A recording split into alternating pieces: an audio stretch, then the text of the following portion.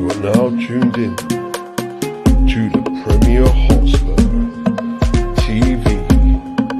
Sit back, get involved, comment away, because we are live. Hi guys, welcome back to the Premier Hotspur TV. It's your man Simon, North of England's biggest Spurs fan. Yes guys, we're back again with this show tonight, guys. You can see scrolling at the bottom of the screen, can we make top four this season? And we haven't got the co-host tonight, Matt. Something's popped up, but we have got the one and only Mr. Dagul. Brian, how's it going, my friend? It's going good, so it's going good. So I've got a couple of things to say, first of all. Now, I've been told to tell this, so I'm going to get it before I forget. Bob Spur himself just wanted to say big up to you guys. You know how much he loves you, because the reason being that you were one of the first streams, if not the first stream that had him on.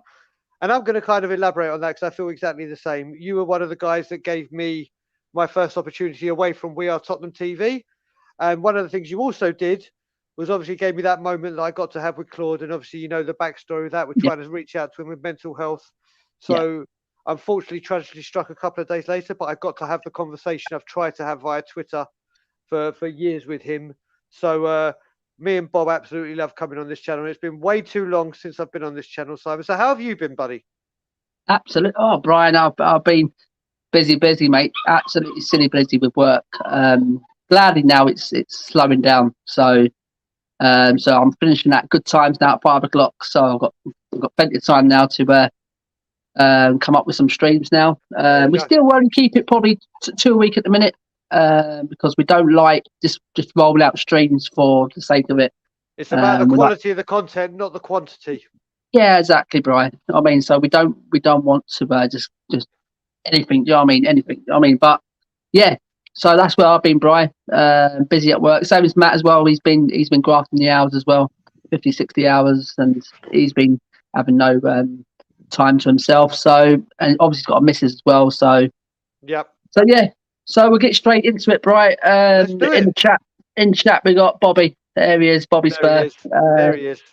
This will be fun. Yeah, it will. It will be fun. Vinage, yes. Always it's always a favourite in the chat. Always in here. Thank you very much for coming in. Hi, Simon. Come on, you Spurs. And we have got Mr. Bonner, Wayne, the superstar. England fellas. Yeah, absolutely. Always on every single person's streams.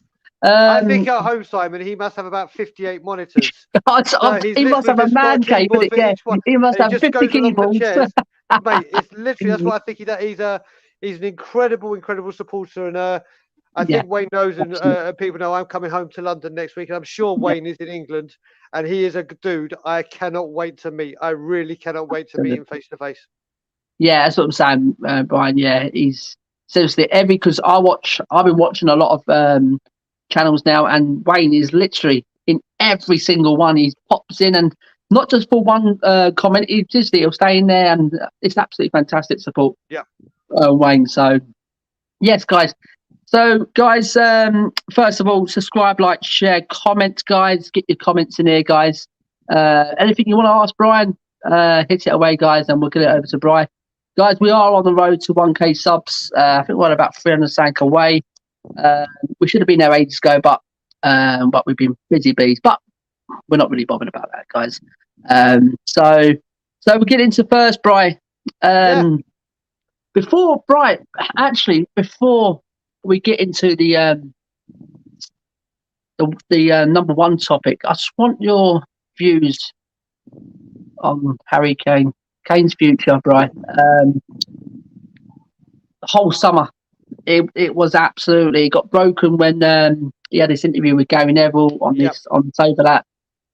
He didn't say personally, Brian, in there that he wanted to go to the hints were there. The hints were there. He's not waiting forever. He's got to that age now. He wants to win trophies and things like that. And then rumbled on. Then that's when the stories come out that he's close to a City move. He wants Manchester City. That rumbled on throughout the Euros, throughout everywhere. We thought he was going, Brian. I think every Spurs fan think, right, we've got Bob Spur to did prepare it. for Bob the Spur loss. was like, he's staying. Bob Spur's Well, the yeah, one person. He was. there was a few out there, Bri. I would say that they were cemented that no, he's adamant he's staying. But at first I thought, he's staying. But then the rumours got louder and louder. I thought, right, he's going in. But then on the week of the transfer window when it was about to shut, he comes out and says that was a fantastic reception he got when he come on and things like that. Like changing the mood, trying to get the fans back on his side. You know what I mean? Throughout what he's done for the summer, and he didn't get the move, Brian. And it sounds like his brother is now getting a massive contract, which with a release clause. So where are you up to it, Brian? Do you believe Kane's comments, what he come out with, or do you reckon that's another smoke screen and he still wants to get a move somewhere? So let's go through the very beginning now. As we remember, I think it broke around the Aston Villa game because of his last home game. We had the clap and he looked like he was emotional. The thing that annoyed me at the beginning, which is kind of overlooked, is Harry Kane said a few weeks before that, "I'm not deciding my future till after the Euros." That was the line. Just like Teddy Sheringham did at Euro 96. He said, "I'm not dealing with anything until after the Euros." And then obviously that story got leaked. And then the interview with Neville. And then obviously all the controversy with the management and who's our manager and that fiasco. This has been handled awfully once again by the club, by Charlie Kane and Harry Kane. No one escapes blame here. I've been saying the whole time he's going. I was absolutely convinced I was wrong. And when I'm wrong, I say I'm wrong. To me, that statement where he came out and said he's staying wasn't because that the fans, it was because City weren't coming through and he had to try and save face. It's like City have dangled a carrot to him all season long, going, we're coming, but never put any real bid in to say, do you know what? Here we go, we mean it, we're coming for you. So it kind of put Kane in an awkward position where it's like, this team have said they want me, where over here the fans love me and they're not coming through. So he came out with that statement, and that statement isn't because he wants to stay, it's because he has to, in my opinion. Because the only serious bidder that would have been there, as we know, is Man City. He didn't come through with it. He's where he is. If the guy gets a contract with a release, I've said if he gets a release clause in this new contract, I want to prove his loyalty or his worth to Tottenham or his love and his affection for Tottenham by saying, do you know what? We'll put a clause in there of let's just say 100 mil because his contract's gone down a year. But if we win a trophy or qualify for the Champions League, then you stay. Yeah. And then if he goes, no, I'm not signing that, then you know he wants out. Like he wants out. Goodbye. There's no, you said you want trophies and you want. So what I would do is I'd kind of call his bluff. Listen, I want Harry Kane to stay at Spurs forever. I want him to win trophies at Spurs. I want him to smash Jimmy Greaves' record. I want him to smash Alan Shearer's record as a Tottenham Hotspur player. But we need to, and I know we're going to talk about the transfer window and everything later, we need to start preparing life after Kane. Whether he could finish his career at Spurs, we need to have, all right, we've got Scarlett, but you can't put all your eggs into one basket and say, yeah, he's going to be the next Harry Kane and he's just going to. So we need that backup striker that for years we obviously haven't been able to find the right one. Tell the truth, I'm just happy that this transfer window is closed. Do I expect this to reignite at Christmas or January, sorry? Probably, but this time we're in a lot stronger position throughout the season. And if we try and sell him, I think it will be more of a price on his head for January than now because of how quick we need to replace him. Absolutely, Brian. Absolutely. But me, Brian, I probably can vouch for everything you said there, Brian. But I think there will be a release clause. I don't think we'll get as much as what's been quoted in this summer because obviously he'll be a year older next summer. I don't think he'll go in January, Brian. I think the club. I know the club. I know Daniel Levy. You're not a fan of his, Brian. But am I not? Am I not? Are you sure? I don't know, Brian. Do you love Daniel Levy or what, Brian? But no, we know Daniel Levy's, but he's not that stupid of a man to sell Harry Kane in January, mate. He is. Well, thing is, Brian, That's one thing I do actually congratulate him to keeping Harry Kane. Seriously, he dug his heels in, mate. He dug his heels in, and he got a fair price. I'm not a Levy fan, seriously, Brian. I'm not that thing, but he had a price and 150, 160, and they were taking the piss out of Tottenham. Exactly. They were taking the piss. The way, this is why I don't understand. For me, Levy deserves no credit. The reason he deserves no credit, let's just say your house that you're living in right now. I come to London next week. I like the look of your house. I go, do you know what? I'm interested in your house. I'll give you £2. And you go, no. And I go, okay, I'll give you £200. No. Okay, I'll give you £2,000. You're like, Brian, go away. What the hell? My house is worth whatever it's worth, and you're offering me something ridiculous. So where Levy would have deserved credit, if he had deserved credit, is if Man City said, here you go, 150 million. If he had then said no, then and only then would I say, do you know what? He may have done something good. Yeah. But when you come in for offers and say, yeah, this is worth X amount of money and I'm going to give you 1% of that offer, and you say, no, I'm putting my call on divert, that's just common sense. You don't go into Sainsbury's and go, that steak that's for £20, I'll give you 35p. You don't do that. So I understand why people are saying, yes, he deserves so much credit, but there was nothing for him to say no to. If you know what I mean, there was nothing to tempt him. But saying that, Brian, we kept him, and that was like having another signing, Brian. Keeping Harry Kane. I mean, it was a massive. Because if you say, Brian, if he had gone, if he had left, massive hole to fill. So you don't replace people like Harry Kane. They're just once in the blue moon to replace. I mean, and we'll probably have to replace him with 2 strikers. You know what I mean? Because that's what Harry Kane is. He's like 2 strikers rolled into one, isn't it?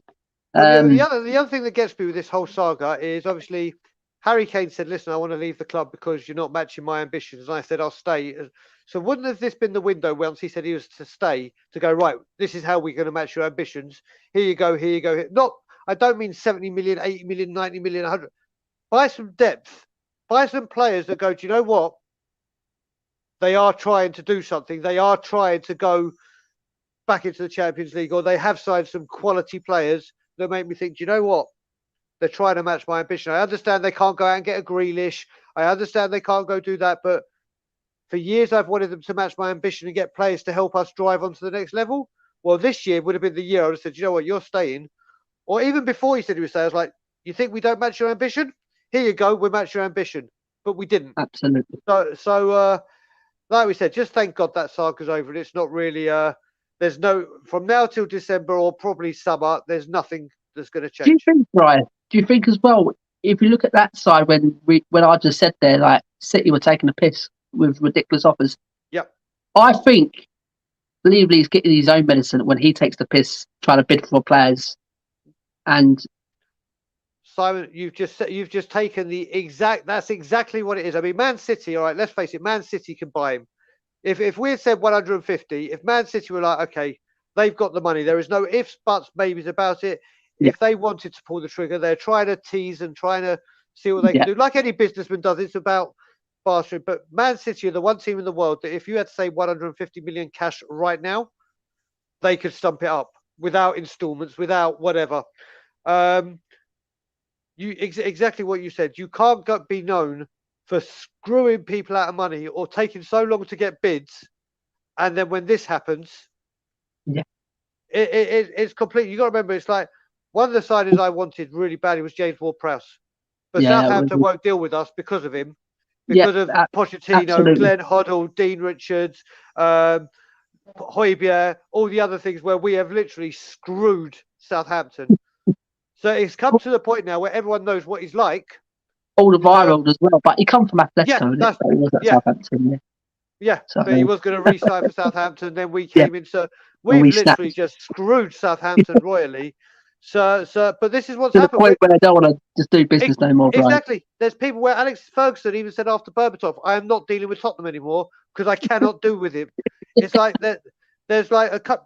I believe that there's a code. It's going to sound very weird in the football world. I believe there's a code of ethics into buying players. Like you don't like Pep mentioning we want Kane. You don't do that. You say we're interested, but I don't talk about another player. There's kind of unwritten rules that you'd think would be some. But Man City are just like, we're so rich we don't care anymore. We'll break everything, and it's just disgusting. So in a way, I'm very very happy that they didn't get him just because of how they treat football and our lovely sport. Absolutely right. We've got some comments here. Got John from work. Yes, John. The old tap edge, yeah, that's a good little saying at work. The old tap edge, John. Got Dietrich Kane says Oliver Skip got injured today at the under-21 game. That's the first I've heard of it. We've got Human Son as well on international duty. Got a calf muscle injury, but I've seen him. He's on the bench. He doesn't look like he's in pain. Bri, he's watching the game. I think he'll be at making the Palace game weekend. Don't get me wrong. It's like the Manchester United game where we thought he had an injury and he came back. The problem that I have with our club is I use this very, very saying a lot. They are overplayed and undervalued. And when I say undervalued, I don't mean their wages because they are paid top dollar. Yeah. But they just think, right, you're a Premiership footballer, you're an athlete, you play every game. If you're fit, you play. It's not like the good old days, like in the 80s and early 90s, where you had 2 subs, and if you were fit, you played. It's now with all this sports science and the nutrition and injuries you need, and especially you look at not just Tottenham. From when COVID broke, you had the long break in the season. Then the season went on longer. Then it was a short season. Then it was a long season. Then the Euros and the Copa America. Absolutely. And then after 3 games, they're travelling to Korea or America. The only thing I worry about with people travelling with muscle injuries is obviously a long haul flight. Yeah. And what that can do. Yeah. Exactly. Then the jet lag sets in. And it's just like, do you know what? We spoke about it again. It looks, if Skip has picked up an injury, it's been great. There's no, you know what I mean? It's Højbjerg again. Excuse me, with no strength in depth. No strength in depth. It's just the thought. I mean, Levy, the thought that someone could pick up an injury in a game or international duty, and it's like, oh yeah, okay, well, we're just it's ridiculous. Absolutely, Brian. We've got Facts and Stats here. Says evening, side, Brian and chat. Hope everyone is all right. Yes, we're all right here. We got Wayne Bonner says Haaland and Mbappe will be available next summer for a lot less than Levy wants for Kane. If we can build a decent team, he'll stay. Good. That's a very good point there, Wayne. Dietrich Kane says, "Hey everyone, hope you guys are having a great day." Another boy from Canada. Good up, Dietrich. Yeah. Facts and Stats, Brian. Not right. Yes, it. Yeah. Autocorrect. That's because I've been writing Brian Hill recently. And Carl, thank you, Carl, for coming in. And another one is always on everyone's streams as well. Brilliant Evening, fellas. So, guys, if you're wondering why I'm going back on some of the topics that we have already done last night, it's with Brian. I had Brian on the channel for ages. I just want Brian's insight on some of these topics, what we went through last night. And so, guys, make sure you subscribe, like, and comment and share, guys. Get your comments in, guys, and make sure you get over to Brian's channel, Tottenham on Tour, guys, and smash up subscribe over there, guys. Brian. Yes, what's that? Let's get into this one, Brian. Let's get into number one topic then. Can we make top 4 with this current team, Brian? It's a massive ask. Before we get that, Derek, another one, and everyone's free as well. Absolutely, I have to say before we go into that conversation, and I've been saying it on a few channels that I go on. I'll say it on yours because, as you know, I love this channel. I am blown away and so humble by the people like the Wayne Bonners, like the Carl Simpsons, like the Derek Hutchinsons, like the Terry Wrights, and there's too many I could go on. So if you're in this chat room and I've missed you, I apologise. But not only to see that they regularly tune into us, and it's just such a humbling thing to think me going on a rant or just talking my feelings, but then to see them go from one stream, like literally, to the next, and then to sometimes we have our YouTube family have kind of like back-to-back kind of shows going on, and a lot of it's talking about the same thing. And I kept thinking to myself, you look at Sky Sports News, and obviously they're just regurgitating the same thing until breaking news comes in. It's not always about football, but to have the way I look at it, it's like the Spurs fans, and I include myself in this, not just as a YouTuber, because I watch all the channels. It's like having your own Sky Sports News, but only Tottenham. So you're missing out all the football or the horse racing or the boxing or the cricket or the so watch these people, and I just want to thank you from the bottom of my heart for following all of us and giving us the Absolutely. support that you do. It really is humbling. And like I said, I will be in London, and if any of you guys are in London and want to meet up at any point before a game or after a game or at any time, reach out to me on Twitter and I'll be more than happy to. Absolutely, Brian. Brilliant. Yeah, that's what I echo what Brian says there. A lot of support. They don't just follow one channel, they follow everyone's channel. Every single one. Seriously, it's brilliant. It's absolutely fantastic. We've got a West Ham fan in here, Tony. Tony, yeah, we haven't seen you for a while. You probably ain't seen us for a while either. Even Si, I hope you're well. It's been a while. Even and Brian, what you done with Matt Si? He's got no hair now. He's grown a beard as well, and he lives in Toronto. So I do. It's boiling hot here, mate. The weather we've had like a heat wave for ages, mate. It's boiling. Oh, it's been really hot today as well here, Brian. It's absolutely. Good. And then when I get home on Monday, I bet you it pisses down with rain, and I'll be like, here we go. Snowing. Yeah, probably. I have enough of that, mate. I've seen more snow here in one winter than I have in a lifetime back home. We've got Wade Bella come back in and say, if Nuno can't get Tungi interested and playing again and get some good business done in January, then I can't see any reason why we can't challenge for top four. We will get into Tungi and that Kessie deal, but we'll definitely get into Tungi and Nuno. That's one of the topics I want to get onto. We've got, there he is, Bob Spur TV. Everyone get over to his channel as well, guys. Show some love for him as well. Absolutely fantastic. Another one, Brian, always on everyone's channel. Yep. Always gives up his time to go on people's channels, come into the chat. It's absolutely fantastic. It's a crime, Simon, Matt.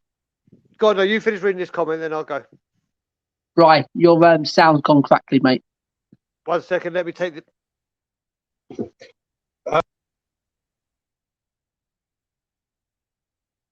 Better? Yeah, why? No, it's still the same, Brian. If you want to go, if you want to hop out and come back in. I'll hop out and come back in. While Brian's doing that, guys, we have got Bob saying it's a crime. Si and Matt haven't hit 1K by now. What you get is pure honesty, passion. We don't always agree, but our aim is always best for Tottenham Hotspur Football Club. Thank you, Bobs. Yeah, we've just been away, Bobs. That's all. Brian, can you hear me now? You're mute. Oh, for God's sake! No. What about now? No. 1 sec. Audio. While Brian sorts out his sound, guys. Yeah, I wasn't expecting us to get subs while we're not doing no content. Bobs. Can you hear me now? So, no, it's still. Okay, give me 2 minutes. 2 minutes on the restart. Yeah. Okay. Right. Okay.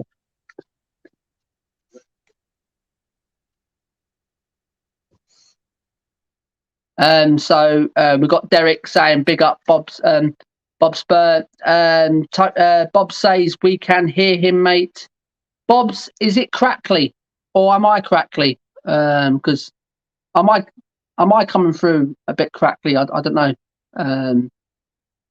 Tony says Nuno starting off well with Spurs. How long do you think you can maintain the momentum you currently love?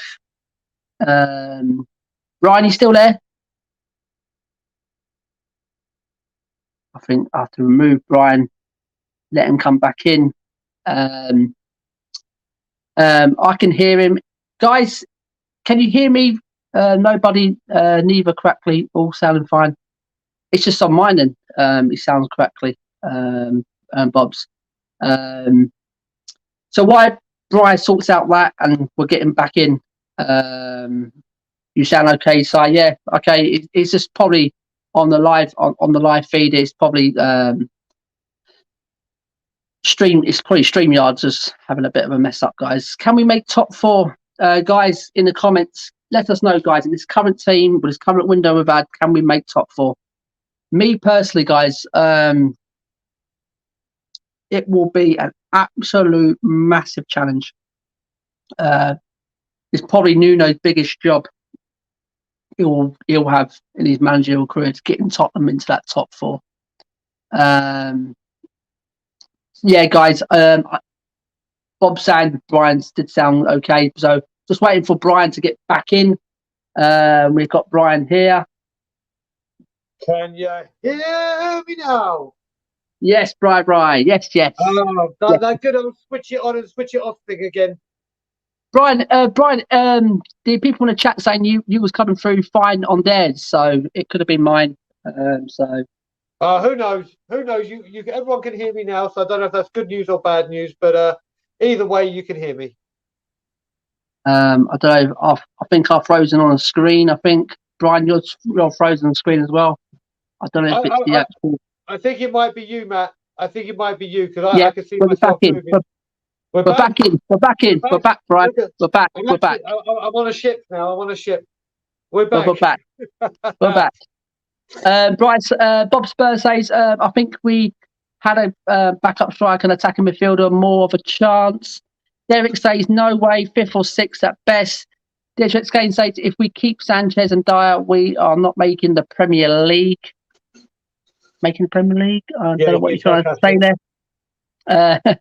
We can get top 4, that says, but it will be down to luck. Other teams underperforming and everyone playing for the badge. Yes, absolutely. I think Spurs will be up there this season, so I'm looking at top 5 for you guys. No, you're both fine. Okay. So it's StreamYard. I think Brian, it's StreamYard playing up. It does it every now and then. It does. Let's blame technology.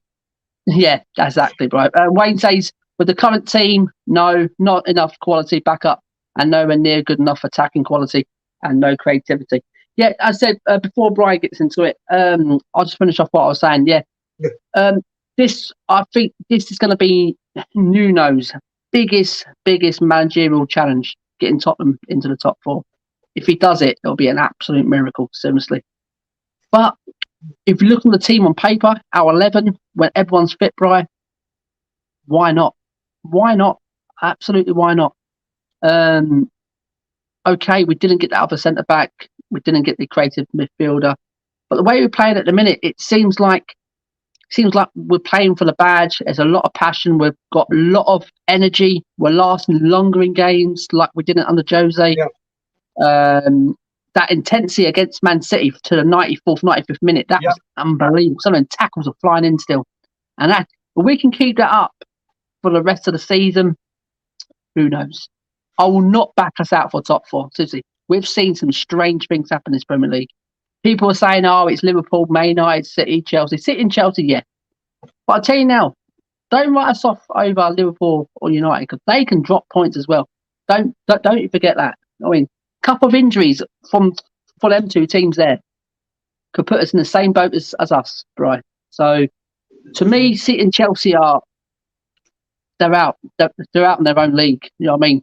Then it's going to be out of Liverpool, United, us, and Leicester's, and probably Everton's and Villa's up there.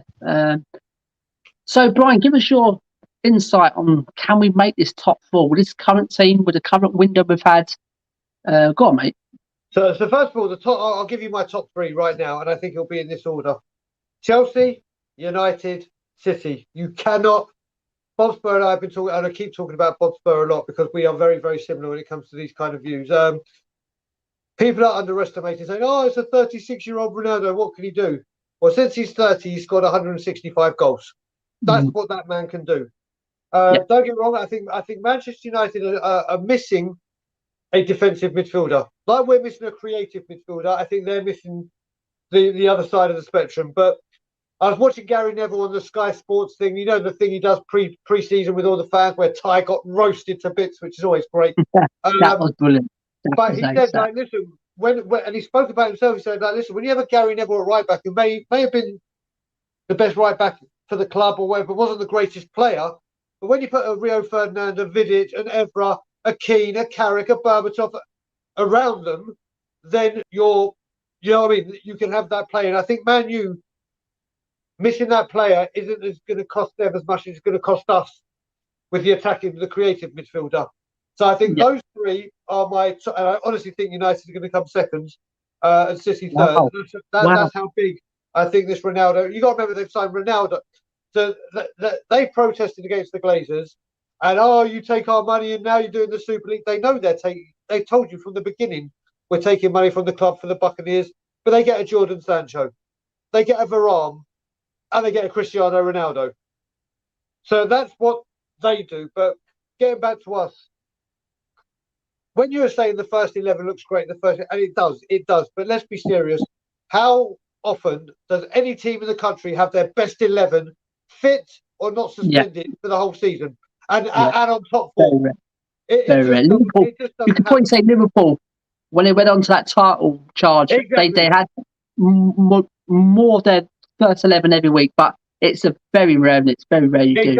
Exactly. And then you look at the next season when Van Dijk went out and whatever, how big a blow that can be to have someone of his stature go out. So I look at it and I honestly don't see it because of our strength in depth. What I do see is, I said at the beginning of the season, after the management saga and when we got Nuno in, I literally said to myself, you know what, this year is a free hit. It is a free hit for me. If we finish higher than we did last season and hopefully get to a cup final and win it, that to me is success. Now, I think someone said, I can't remember exactly who said it, but someone said we're going to get there because of other people's misfortune and whatever. So I see us maybe getting fifth or sixth and maybe able to sneak into that fourth. If results we start going on a run and other teams. So I think we have an outside chance of getting the fourth spot and only the fourth spot. But that's just me saying what I think. I think next season, if we progress, let's say we get fifth or sixth, we're in the Europa, win a cup or don't win a cup, we've shown some progression. Hopefully Nuno will have more chance with paratici, who's more settled, to then say, do you know what, this year we kick on. I've had enough of hearing this build for the future. In fact, I'm sure we've changed Oda Efasa. Doesn't mean to dare us to do, it means to build for the future. That's what our new slogan should be, our new motto. But I think we have a chance, maybe based, and you never know what happens in January. We could strengthen in January. You never know. I'm very positive with the way things are right now and what Nuno has achieved in such a short time. And I just don't think with the strength in depth we have it, especially if we're going on 4 cups as well, the Europa Conference League, the FA, the Carabao. I don't think there's enough depth in there. I just don't. But I can see us maybe try to sneak into that fourth at a last push. But if we're doing that and we don't quite make it, we get fifth, I'll be very, very happy with the season because it will show some serious progression. Yeah, absolutely right. Absolutely. And as you said there, Facts and Stats said it, that the only way you can see it is when people are underperforming, they're dropping points, where players get injured. And to me, Brian, I seriously, I think the pivotal point is keeping Kane and Son, and that's how keeping Kane and Son fit, and that's where the problem lies, Brian. The depth, as you said, we're relying on these two to pull us out of games, which is it's not right, is it? It's not right. Where we know Kane's are getting injury. He gets one every season. You know what I mean, and without a backup striker, it's definitely worrying. Absolutely, definitely worrying. But I really do think that we will. Do you know what, Brian? Seriously, mate, I think we will. I really do think we'll get top 4. I really do. I think there's a be a surprise, Brian, this season. There's always a surprise.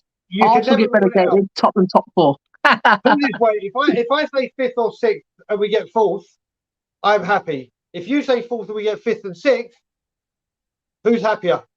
Me.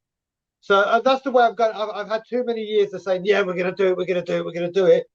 And then it doesn't. And as you say with strength in depth as well, I see what the club's done and it's pissed me off as well. The Brian Hill signing, don't get me wrong, he looks very, very exciting. He looks very, very. We've got to. I've been saying we've got to play him like United did Ronaldo and just bring him in gradually, not chuck him in and say right, do that. He's got to be brought in so there's not so much pressure on him. But what we've done with this signing is if Kane gets an injury, it's like so we put Son up front, which means then Brian Hill comes in Son's position.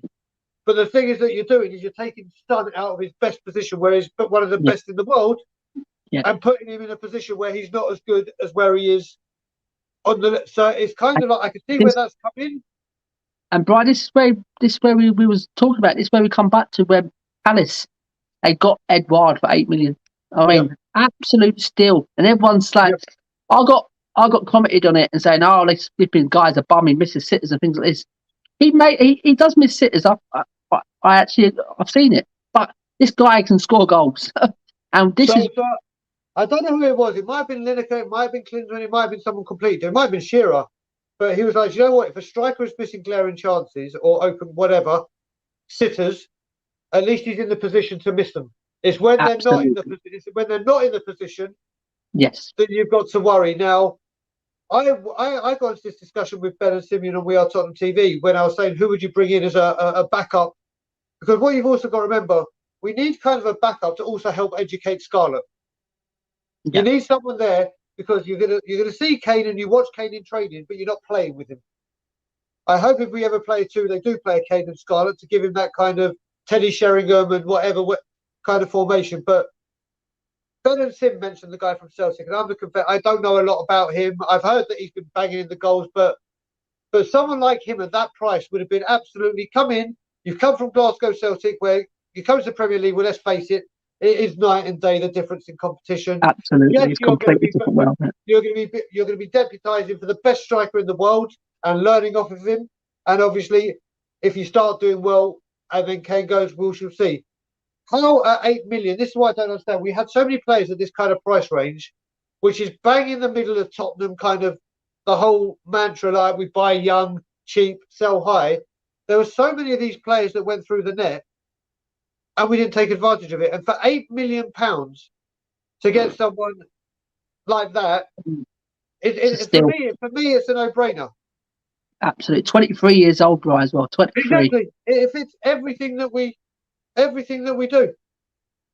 I mean, it's in the age category which they're going down in it, and he's young, and I think he's got a good future ahead if he's been coached in the right way. I think it'll be great under Nuno, under Kane's wing, under Son's wing. Do you know what I mean? He would have got better and better, and he would definitely have banged goals in.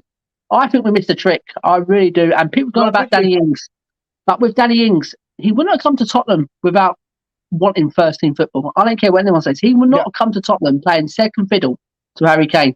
He's gone to Villa and getting paid 150 grand a week. That was the topping point.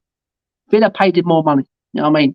Yeah. And we know what a good striker. I'm not surprised he's doing things at Villa now. You know what I mean? I'm not surprised. He's a good striker, but he's not Harry Kane. And then if you've got to wait up, you don't choose him over Harry Kane. You know what it is, Simon, with that as well? You just know with Ings' injury record that one of them would have picked it up at the same time. And then you're like, what are you doing? But I have to say, and I'm happy you brought Villa up, I just want to say Villa, unbelievable class in the way they've dealt with their business. I mean, the Danny Ings one, no one knew. Like Cody messaged me, Cody Macker just said, by the way, breaking news, Spurs Villa sign. I was like, what's you talking about? There's no, and it was like, boom, nothing. Come out the blue, Brian. It's come just come out the blue. Radio silence. But the greatest thing was seeing Christian Purslow, the ex-Liverpool chief of director, and what he does at Villa, come out and explain to the Villa fans why they did what they did with Grealish. I think that was pure class. I thought it showed a club that do have the fans at the centre of everything and want to explain themselves when huge monumental decisions come in.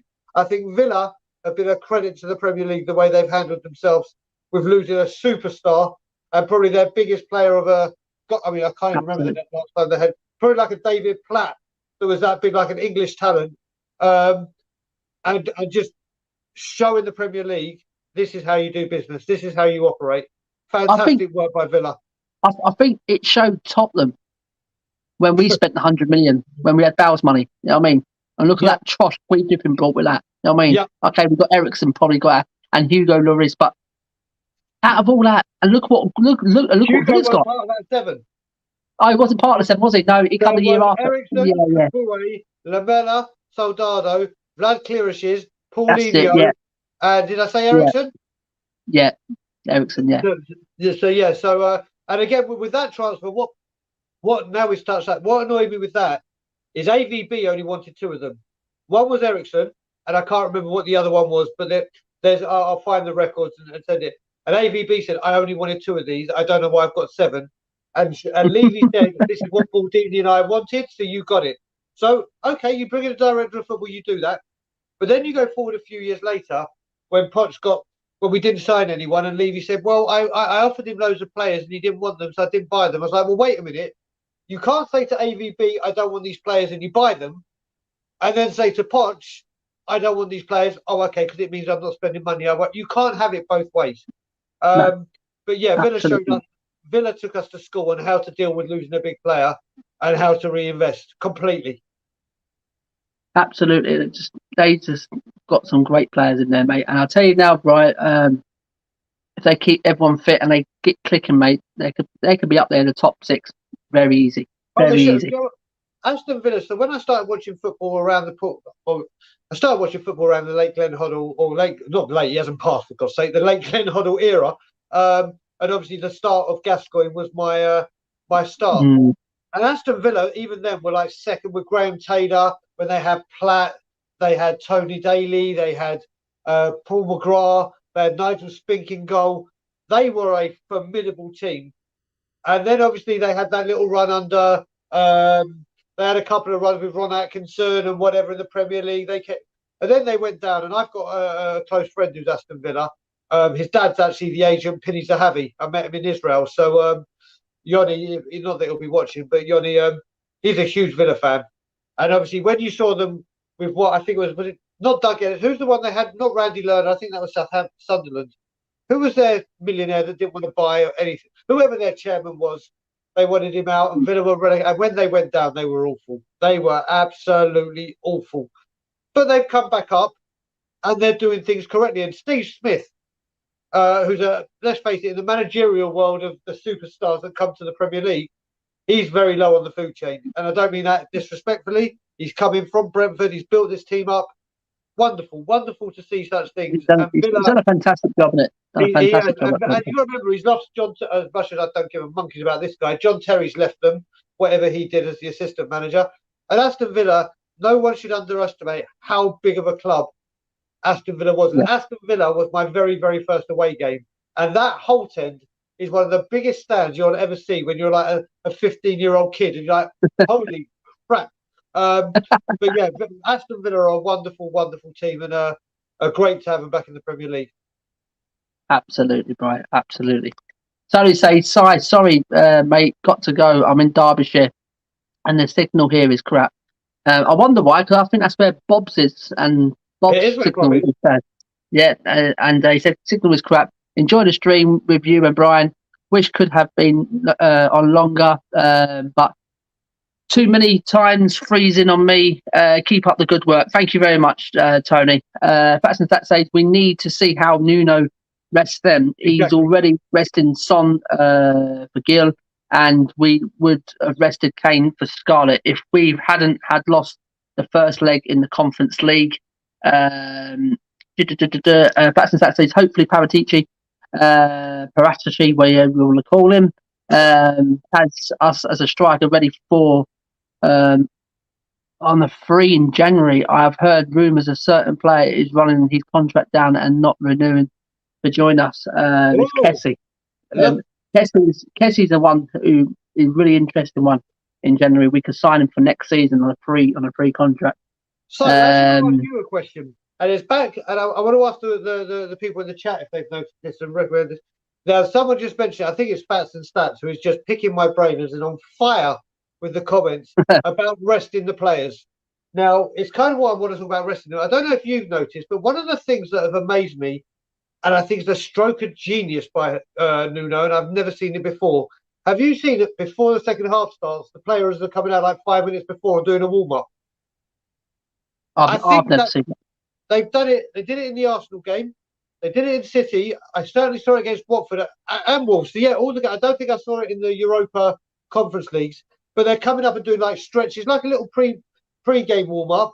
They're coming out of it, and I think it's a stroke of genius because obviously they're sitting down for 15 minutes. Their muscles are doing whatever. You come out, do some stretches before the game, keep your muscles all fired up and in that zone you kind of need them to be. And you've seen the fitness improve. And I think that 5 minutes warm up. Watch the next game. Watch the Crystal Palace game. Yeah, I will do. If Yeah. they go to Spurs, they're just on the touchline doing, running over the cones kind of things. Just very easy stuff. But I think it's a stroke of genius. I really do. Yeah, absolutely, Brian. He did actually say, because he did get asked about Tungi a couple of weeks ago, and he said, my fitness coach and I on the training ground, he doesn't meet our requirements, how fit we want these players. And that just goes to show, Brian, how much quality Tungi is. He's an absolute talent of a footballer. He's fitness. He needs to knuckle down now. His mates have gone. He needs to say to himself, he just knuckle down, because I'll tell you now, Brian, if we can get this guy in the right frame, what a player. Seriously, it's an unbelievable player. So you said about Harry Kane being the best signing of the window, or not selling him, being like a new signing. Yeah. I'm going somewhere completely different. I think the best signing, and I think it's an absolutely brilliant move by Tottenham Hotspur, was signing a guy from mental health, or a woman. I don't know if it's a guy or a girl, but that was the big thing, that we signed someone who specialised in mental health. And I actually think, oh yeah, we were the first Premier League club. We've actually signed an official mental health. I hopefully people in the comments will be able to give me the name of them and their correct title. But I actually think to unlock the best out of out of Tanguy, isn't the physical, it's the mental. There seems to be a block, whether it be he's homesick or the training and he doesn't want to do it because I honestly think if we can unlock him mentally, and I don't mean that in a negative way, I mean there's got to be something in there that's like, okay, we can unlock that. Because if we can get his head right, like keep him out of the team for like a month, work with a psychiatrist or psychologist, whatever title you want to give him, and work on his nutrition, work on his fitness, but mainly focus on his mental. I reckon if you can get that mentality or that block unlocked, then we could possibly see what we've all been wanting to see and what we all know is there. I honestly think we've tried the fitness with 3 different managers, 4 if you include Mason. And I really think it's come to now mental as opposed to physical. You're probably right there, Brian, because we have seen him play back-to-back games and things like that, and the way he performed last season in some of them games was unbelievable. Seriously, an unbelievable talent. I mean, and he does move quick. It's not like he's slow. He can move quick.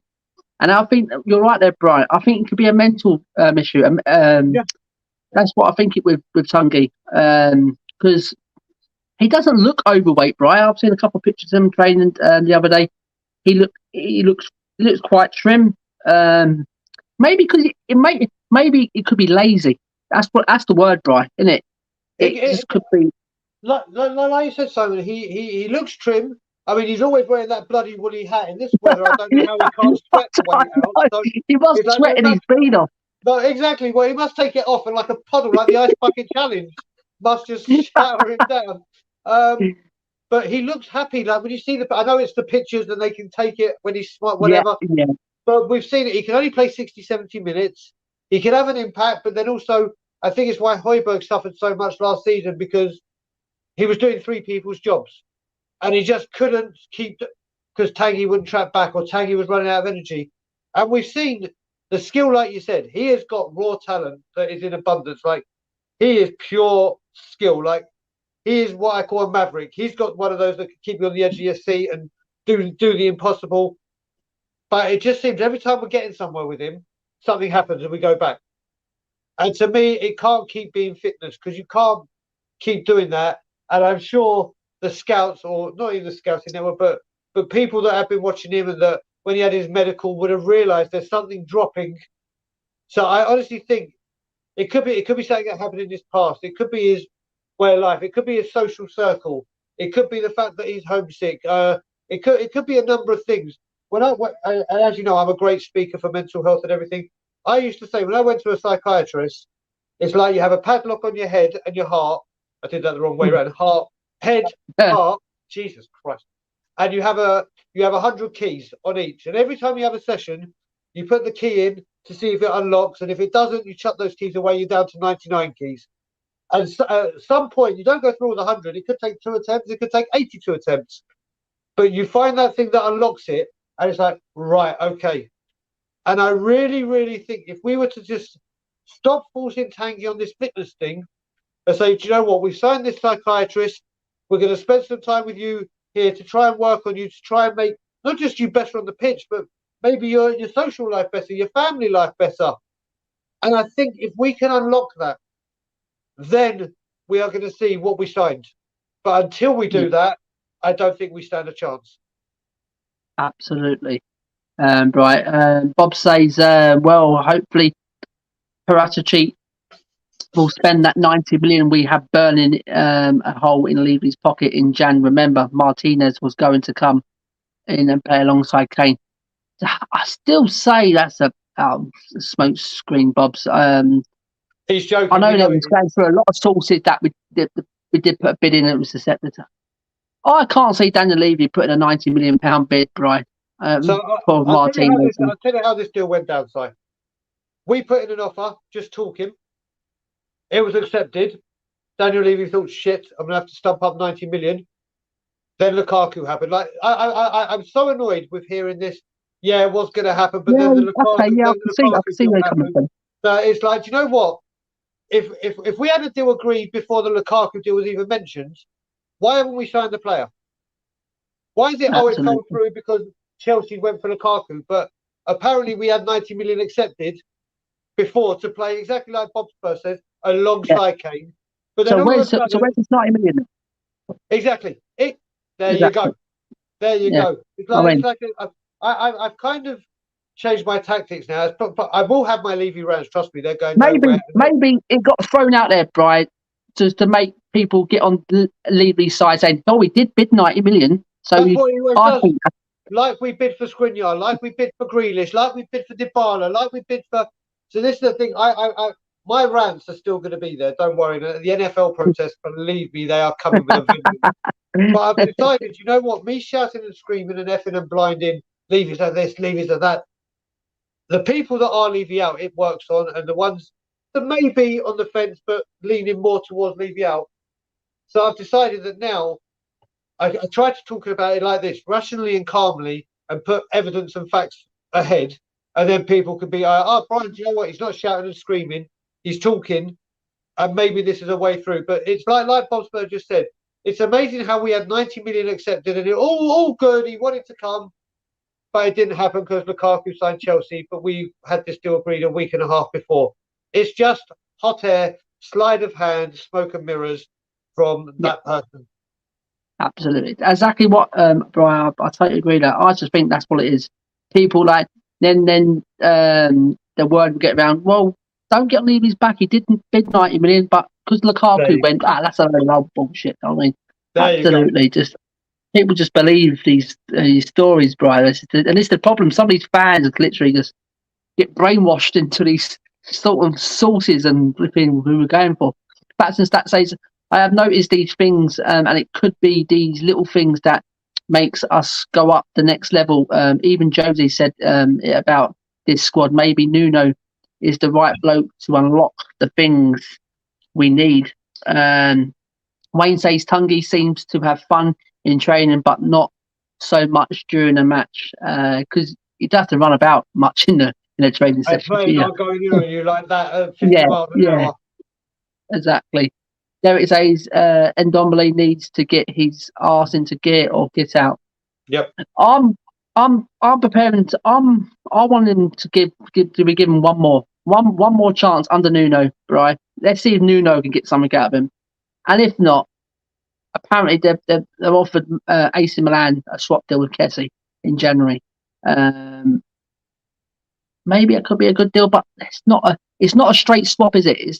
Kessie's more of a defensive, more midfielder, isn't it? And he's not like a Tanguy, so it's not a straight swap. But if he's not performing and AC Milan want to do a deal, that won't be a bad swap, would it? Right?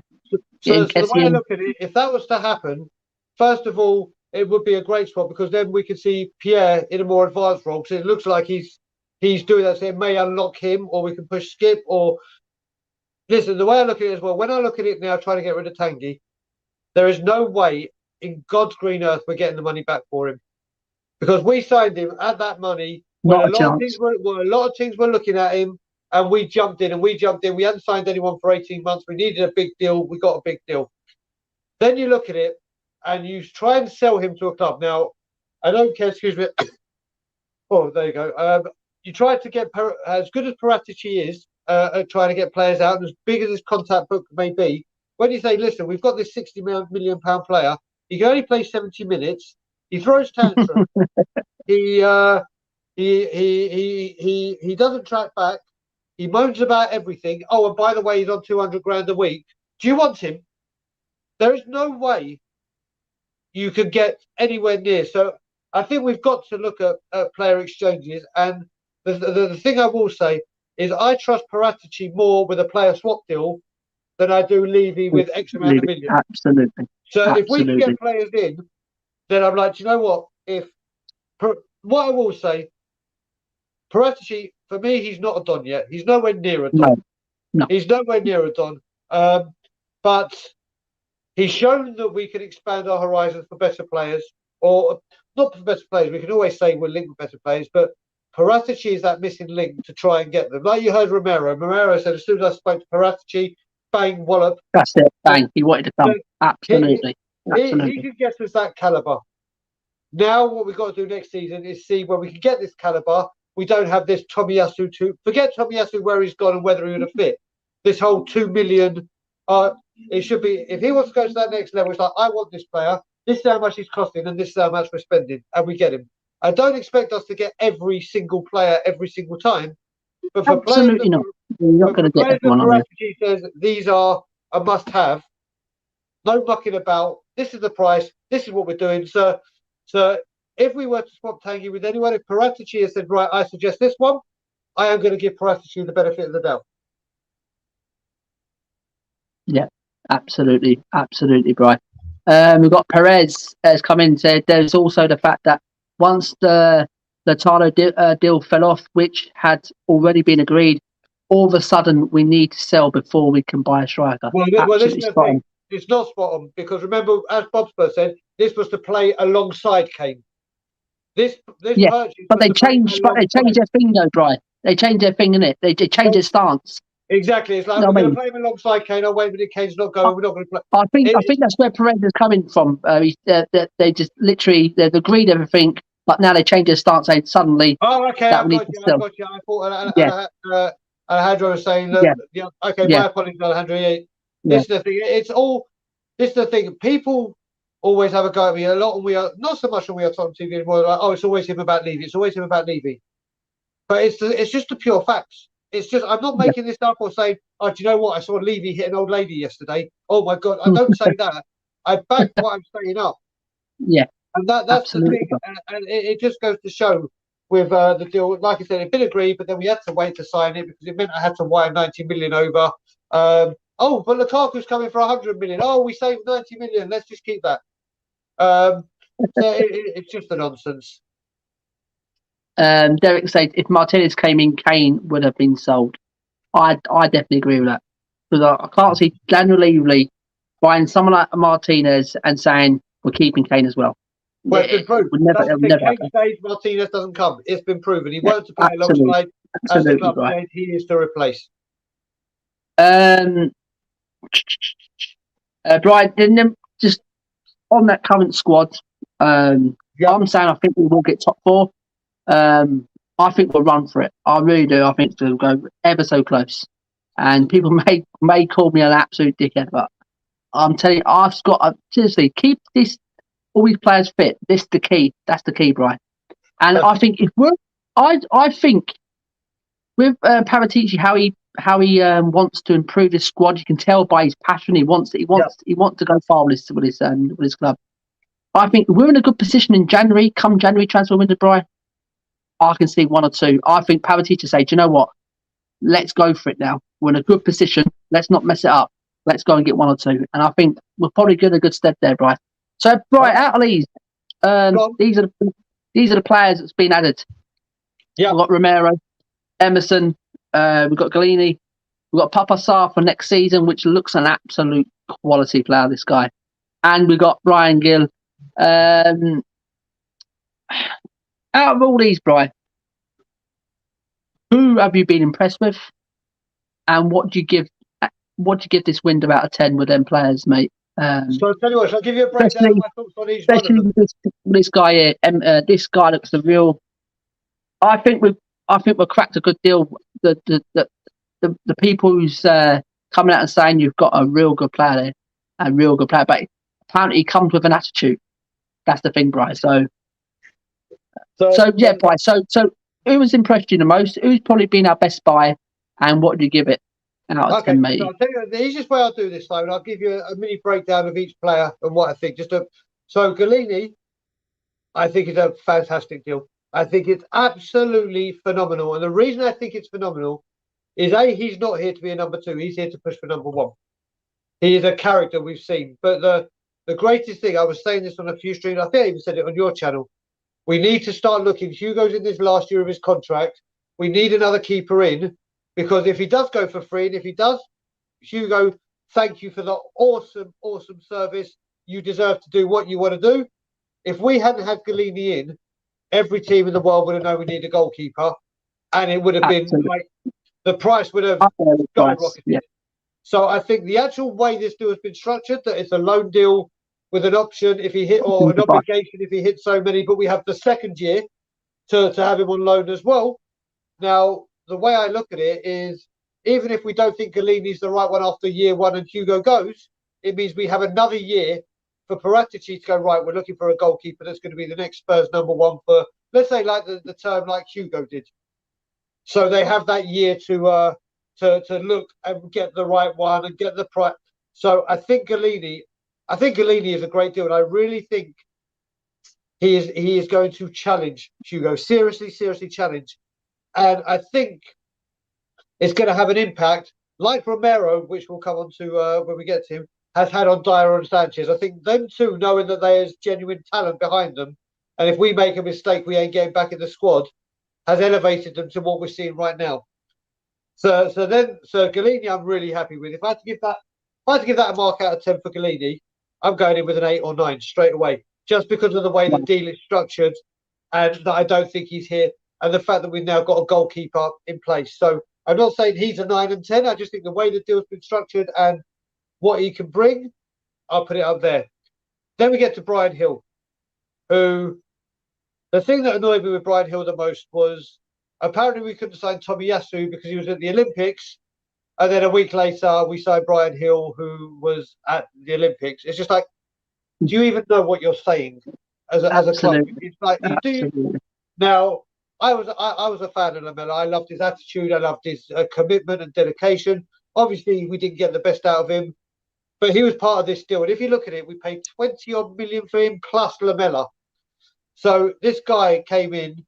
It wasn't really a position I felt that we needed, like as a necessity, like a backup striker, sort out 2 centre-backs, a right back. They were like the necessities. So when we signed him, I was like, who the hell is this dude in the first place? And why have we got him? Now, I think we've all seen in glimmers that this guy has got something. But we've got to, like we were saying earlier, Simon, we've got to bring this guy in like Ronaldo did with United, like Ferguson did. Like when he came on, if you look at Ronaldo, the first coming, he made his debut against Bolton in the Premier League, came on for 20 minutes and did about 385 stepovers. I remember that. But like literally, everyone was like, holy crap, what is this? And the players were getting annoyed with his showboating, but they carried on doing this. They brought him in. And then when he was ready to explode and be ready for the first team, well, we all know what happens.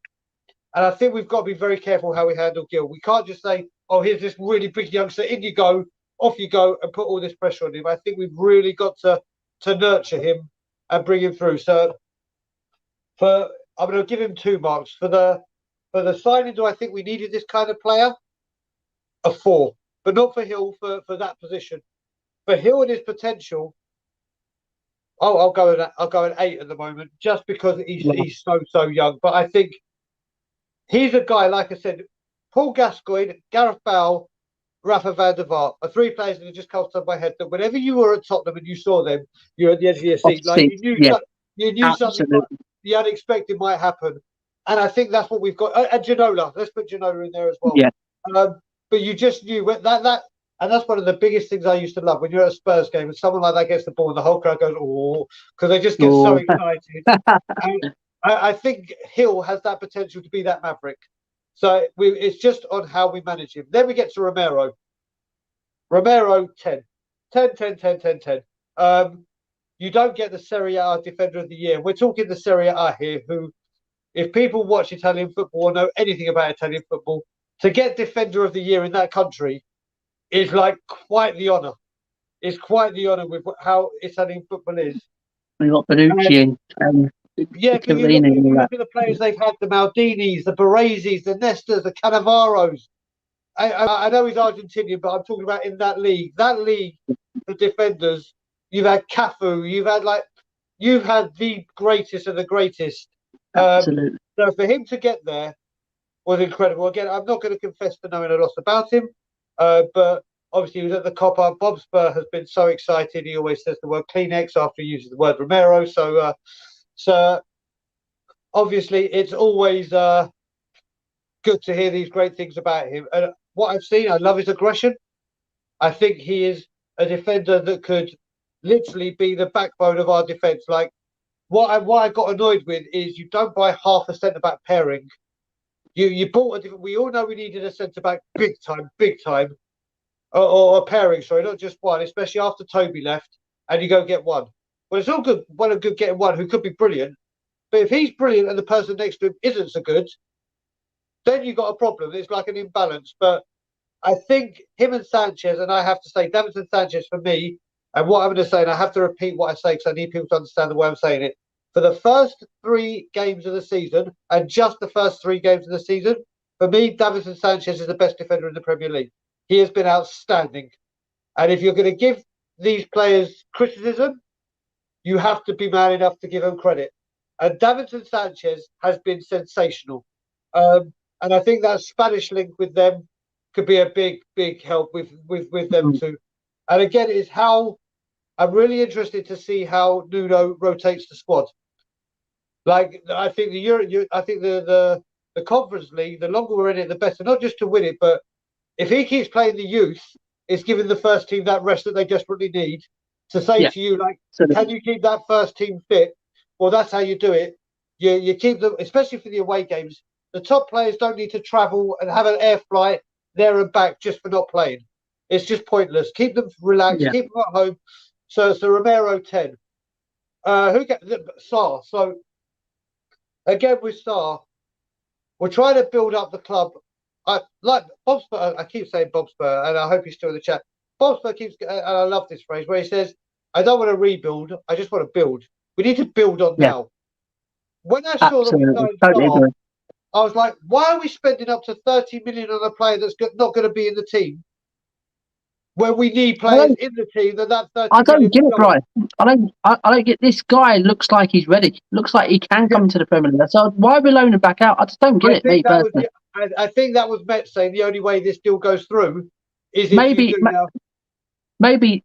Daniel Levy as well to soften the transfer flow as well. Because if he said I want him now, they probably would have added another 10 million on top. There's definitely also that as well. Now, don't get me wrong. I mean, I'm not going to even give this guy grades. I haven't even watched a single thing on him in YouTube. No, I've just heard like people are talking big, and they're talking like this generational talent that's come in, and it was like get him now or miss out. Now, occasionally I understand when these players come out, like let's say like a Jack Grealish was a generational talent, like Paul Gascoigne. If that player comes about, you have to try and get him for your club. I understand that. Absolutely. But as I said, we keep doing the build for the goddamn future. I don't want a build for the future. I want to build for now. So don't get me wrong. This player can come in next season and do what Dele Alli did for the first 2 seasons. And I'll be the first to say, wow, what a signing. Great, great, great. But that doesn't help us this season where we're talking about strength in depth. Absolutely. And especially if Skipper's picked up this injury, he would have been right, in you go. Absolutely, that's what I'm saying. I can't really give him a grade because I know nothing about him. So I don't want to say, 8 or 2 or 5. I have nothing to say on him. But what I will say is on Emerson, we badly needed a right back. obviously with Aurier going, and even if Aurier and Doherty had stayed, if Tanganga, who has been superb at right back, but I still see as a centre back, had got injured, we would have had to rely on these two, which I don't rely on them at all. Apart from I rely on them to fuck up. That's what I can rely on them for. So bringing in Emerson, who's meant to be a very attacking, offensive right back. If you look at it, Tanganga's more of a defensive right back. And don't get me wrong, his positioning, his tackling, he's been getting forward, but apparently Emerson going forward is like something to adore. And to have that, and just have that, do you know what? I need to change it at right back. I want some aggression, or I want some. I need to be more solid. To have this flexibility, I think is a really good signing. A really, really good signing. And I'm hoping he starts against Palace, because obviously I don't think Romero will be playing. I don't know if Rodon. So I think Tanganga could go to centre back and then bring Emerson. I think, do you know what? Like Alistair Gold, I keep going to say Romero. It's very confusing when you go to say Romero or Emerson, but I think Emerson is going to be a good deal. I don't. Again, it's been another summer where Spurs fans, let's be serious, don't know unless you're come out the blue, Ryan. Yeah, but they'll come out the blue. Unless you watch your Italian football religiously, or your Spanish football religiously, or your French, it's been like, well, who are they? You ain't gonna really know, are you? Exactly. So again, it's building for the future. But I will say, I mean, fair play to Paratici, fair play, and fair play to him for getting the players out that he did. And I just wish we'd got that centre attacking midfielder or James Ward-Prowse to be the quarterback, and would have added to the set pieces. We all know what he could have done. And let's just say, like we were talking about the Crystal Palace ex-Celtic striker, those two players, or a James Ward-Prowse-esque player and that Celtic player, this window would have got a much higher rating. Much higher rating. But once again, it's like, we need these positions.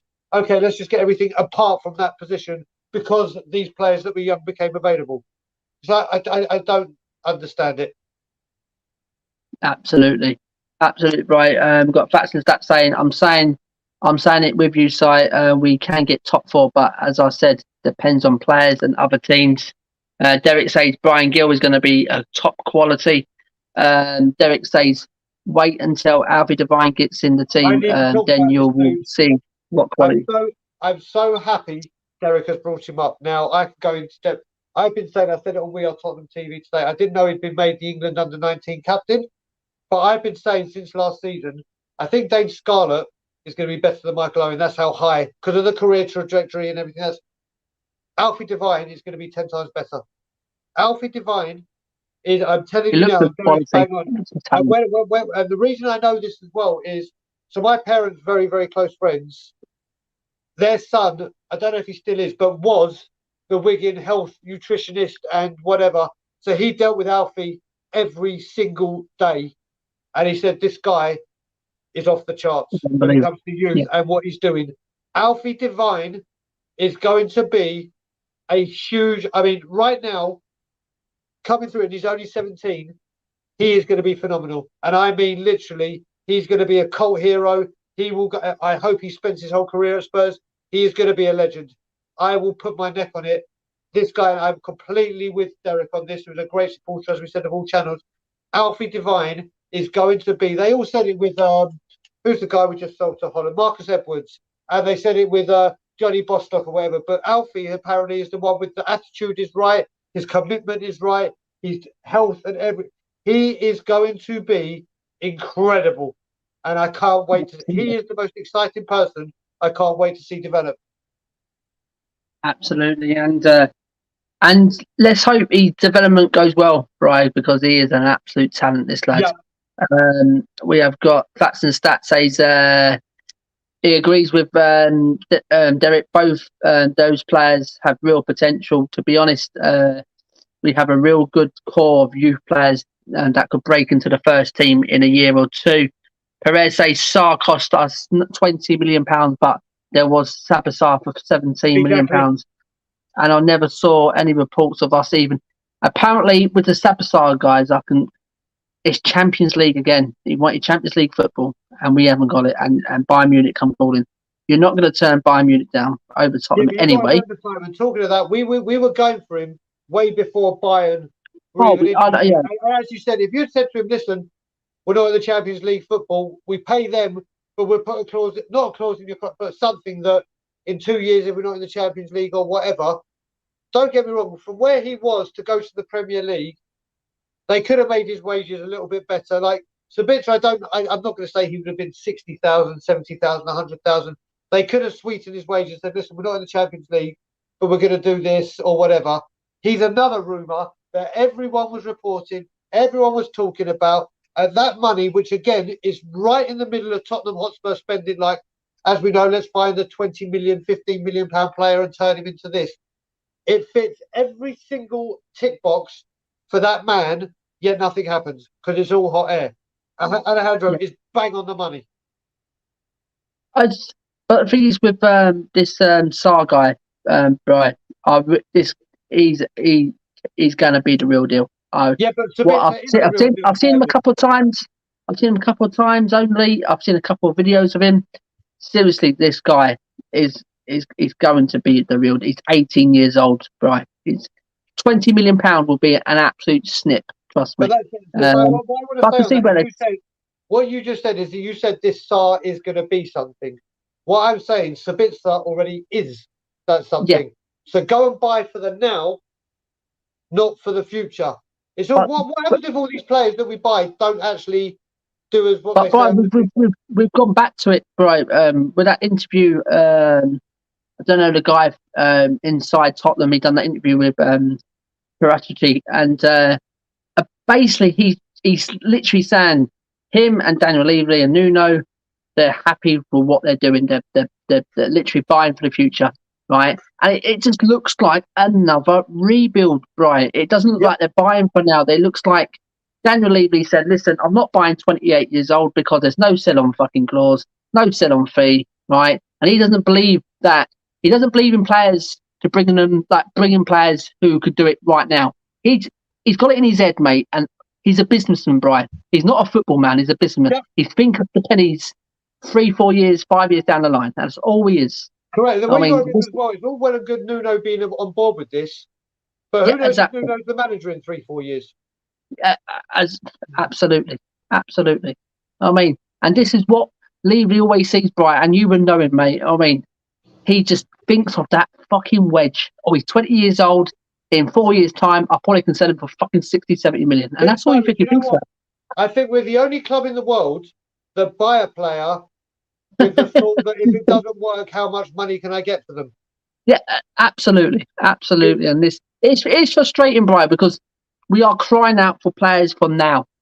Okay, this is great for the future. Brilliant. But where's the players for now? And we've been how long we've been saying this, Brian? It's not the first time we've been saying. We've been saying this for years, Brian. It's like a broken record. Absolutely. Right. Sanchez at the minute, it's like a new signing. Absolutely. Wayne Bonner says if we can't stop certain players making stupid decisions, we all know how we may have a chance for top 4. That's why I'm glad they got rid of the players make a stupid decision like Aurier and things like that. They're gone. Yep. These players look drilled.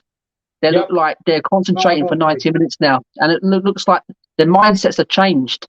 It looks like Nuno is doing a real good job with his coaching staff, and Wayne's probably right here. If we can get our mindsets right, our decisions. You know what I mean? We've got Jake, the Liverpool fan, always in the chat. Absolutely fantastic, guys. Big up both of you. Yes, we have got karaoke. And everybody do do do Danny Kiriakou Danny Kiriakou, my brother. I'm getting that. I'm gonna scream that at the Chelsea game when I'm with him, and when we're going down Tottenham High Road. I'm gonna get a conga going and singing that song to Danny. Are you going to that game, Brian? I'm going with Danny Kiriakou. I'm going with Ben and Simeon, Grandpa. We're all sitting together. Absolutely, that's okay. What a flipping game at the new stadium! What a game that's going to be. And Danny comes back with a big up, Simon. Long time, man. Hope you're well, brother. Yes, absolutely, Danny. It's been a long time, but with you know what's coming. Every time he comes up with comments, I do it. Derek says Levy is a wheeler dealer with no interest in team, just money. Absolutely. Yeah, that's what I've just said there. Stand back to Danny there. Yes, Danny. Yes, it's been a busy bee, pal. So I'm still watching the background other channels as well. Do you know what I mean? So once I get a couple minutes free. So Bri, I've said I think we'll hit the top 4, and you're saying just 5th. I'm saying that I can see, like I said, for me, it's a completely free hit for me. Completely free hit. But do I see us having a serious top 4 challenge? And when I say a serious top 4, I mean getting 2nd, 3rd, and easily 4th. No. Do I see us near the end of the season at a push going for a run within a possibility of getting it? Full spot? I think so. But I think that if we do it, that's the way it's going to be, like a really late push or not even a late push. Let's just say 5th and 4th are like a point apart for a few weeks. Then I think we may sneak in. But if, like I said, as long as we do better than last season, this season, league position wise, is a free hit for me as long as we finish higher than we did. Absolutely, Brian. Danny's come back and say, "Love it, Brian. Love you, darling. Have a great sweetheart." Nice one, Dan. So Brian 5th, but he thinks if we can have a good end, we probably can push for that top 4. I'm putting my neck out there and I'm saying we will get top 4. People massively are mad, but keeping Harry Kane, that just changes it. Seriously, it swings in the other direction, because that's how big of a player he is for Tottenham and a big of a player he is for the Premier League. I mean, so I think, Simon, what we have to do as well, I think we have to find a formation for him, because 4-3-3 he does not fit. It's not working, Bri, is it? No. We need to, and that's why I think Nuno did want to play 2 up top, and I think that would have been worked perfect for Kane to have someone. Exactly. Kane drop deep in that way. It'll be fantastic. Yeah, absolutely. Poor old Nuno. If he does not make top 4, he will be out. Going on to Nuno, we are going to get on to Nuno. I want Brian's views. On Nuno. But before we get on to Nuno, this one, Brian, this next topic, pal. Okay. Your opinion on Paratici. When we got him, Brian, when we was linked to him, I wanted Campos, and this guy wasn't even mentioned. I wanted Campos, but when this guy come on the scene, he's better than Campos. This guy is absolutely the wonders what he's done at Juve, the wonders what he's done at Inter. He's done an absolute. And then I looked more into it, and I thought, wow, this guy has done wonders. I mean, he brought in Ronaldo at Juve. What he's done at Inter, I thought, this guy is a. What do you think overall so far? Me personally, I've been very, especially on the sideline, Brian. When the matches, he's there with the players. He's got the passion. He's crying out. He's driving on the team. It's very strange seeing a director of football sitting that close with the players. Yeah. So, just give us your opinion on Paratici. The whole since he's come in, what he's done, getting players out, getting players in, and his passion on the sideline.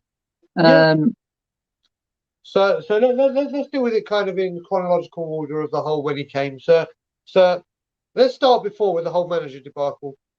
I wanted Ten Hag. From the get-go, I wanted Ten Hag. Before all these rumours with Poch and whatever, why did I want him? Because, again, I looked at the model of what he wanted, and it was buy young, sell expensive, play attractive attacking football, and bleed through youth. Every single word of that spells Ten Hag. If you look at it in the dictionary, Ten Hag's picture is next to it. So then you start looking at director of football, and I'm exactly where you are.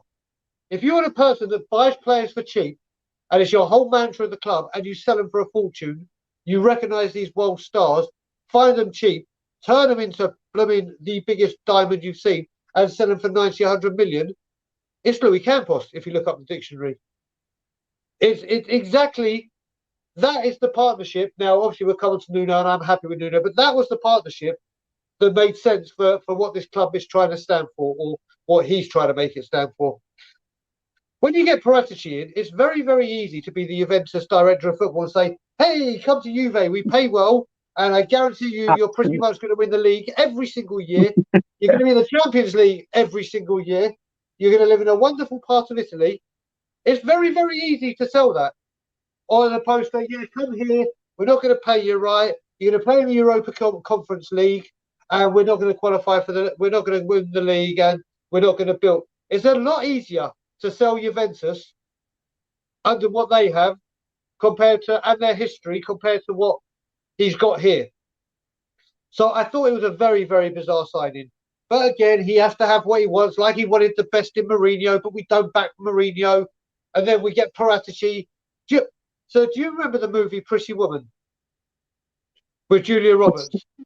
No. Okay, so a bit with the reason I'm going with this is Richard Gere plays this rich guy, and he keeps buying things that, like, he has a penthouse, but he's scared of heights. So they say, why do you live on the penthouse if you're scared of heights? Because it's the best. Why do you drive this if you can't drive? Because it's the best.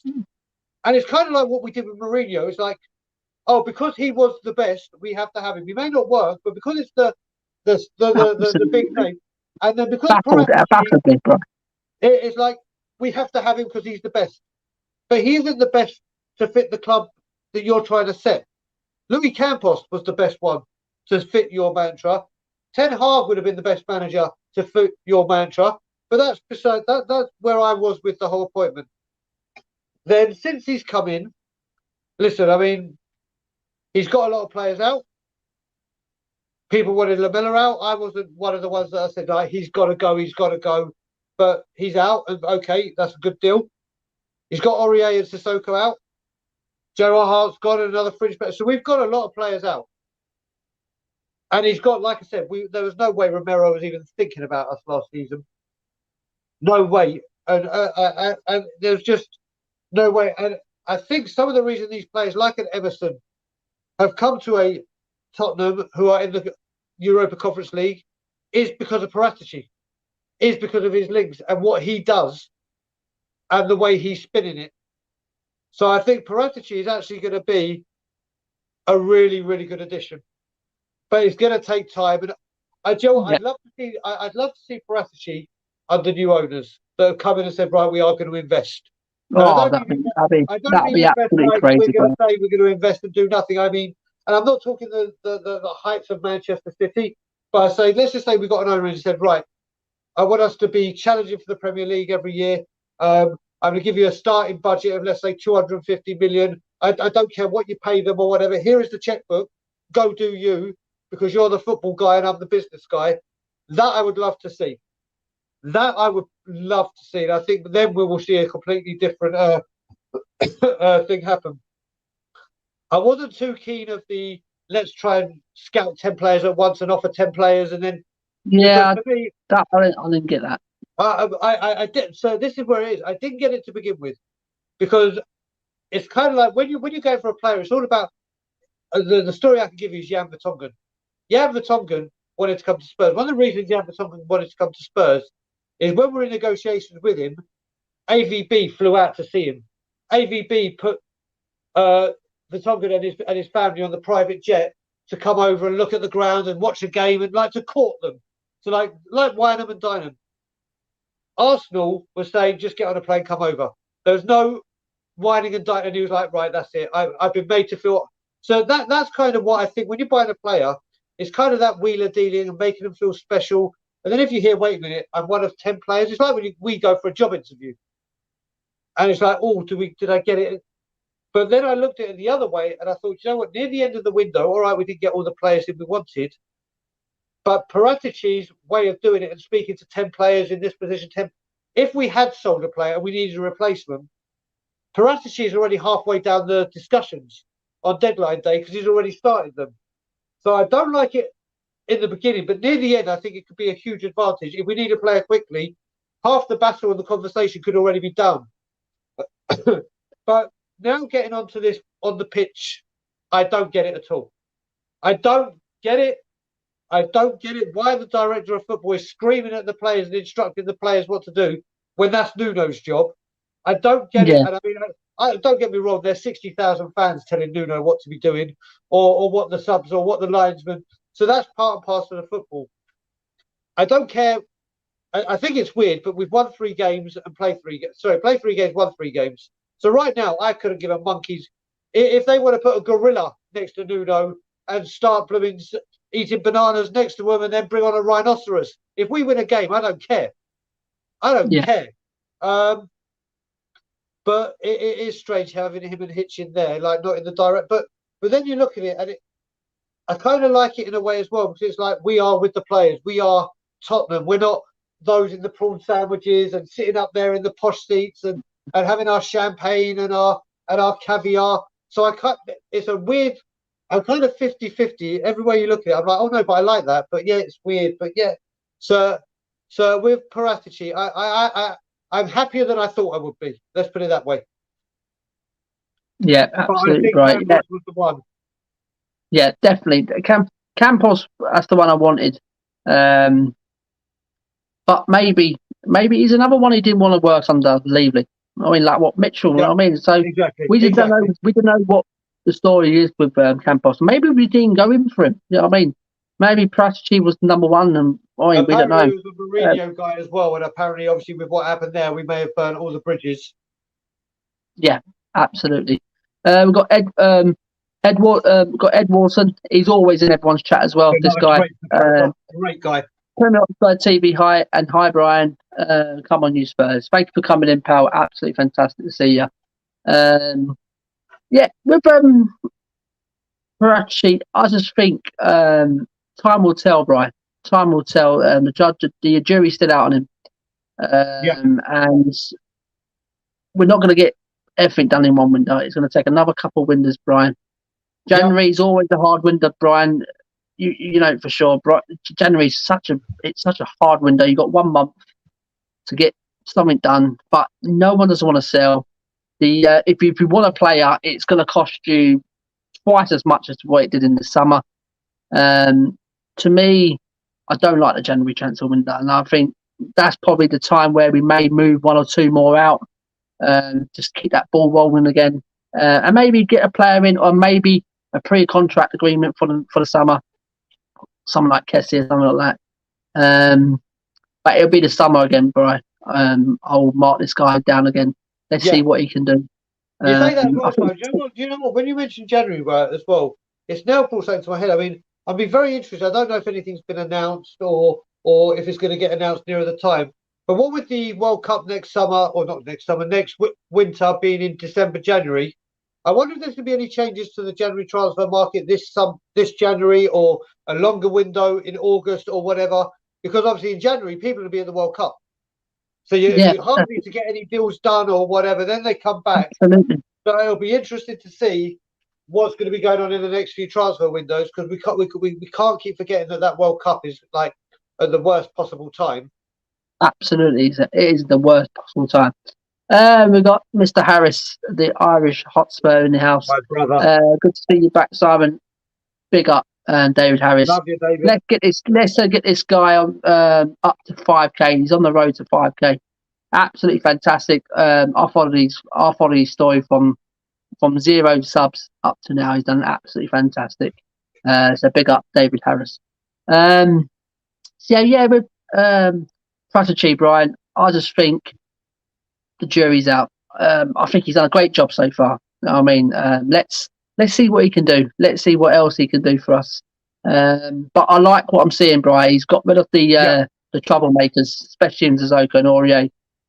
I think they're the poison in the team as well. Correct. Me personally, under Mourinho.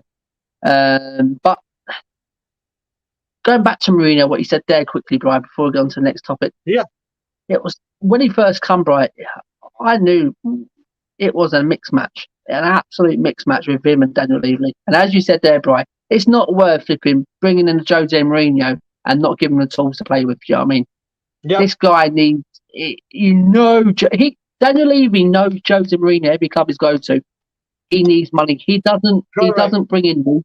It's I want this player who can play now, who can win me trophies now, not 2-3 years down the line.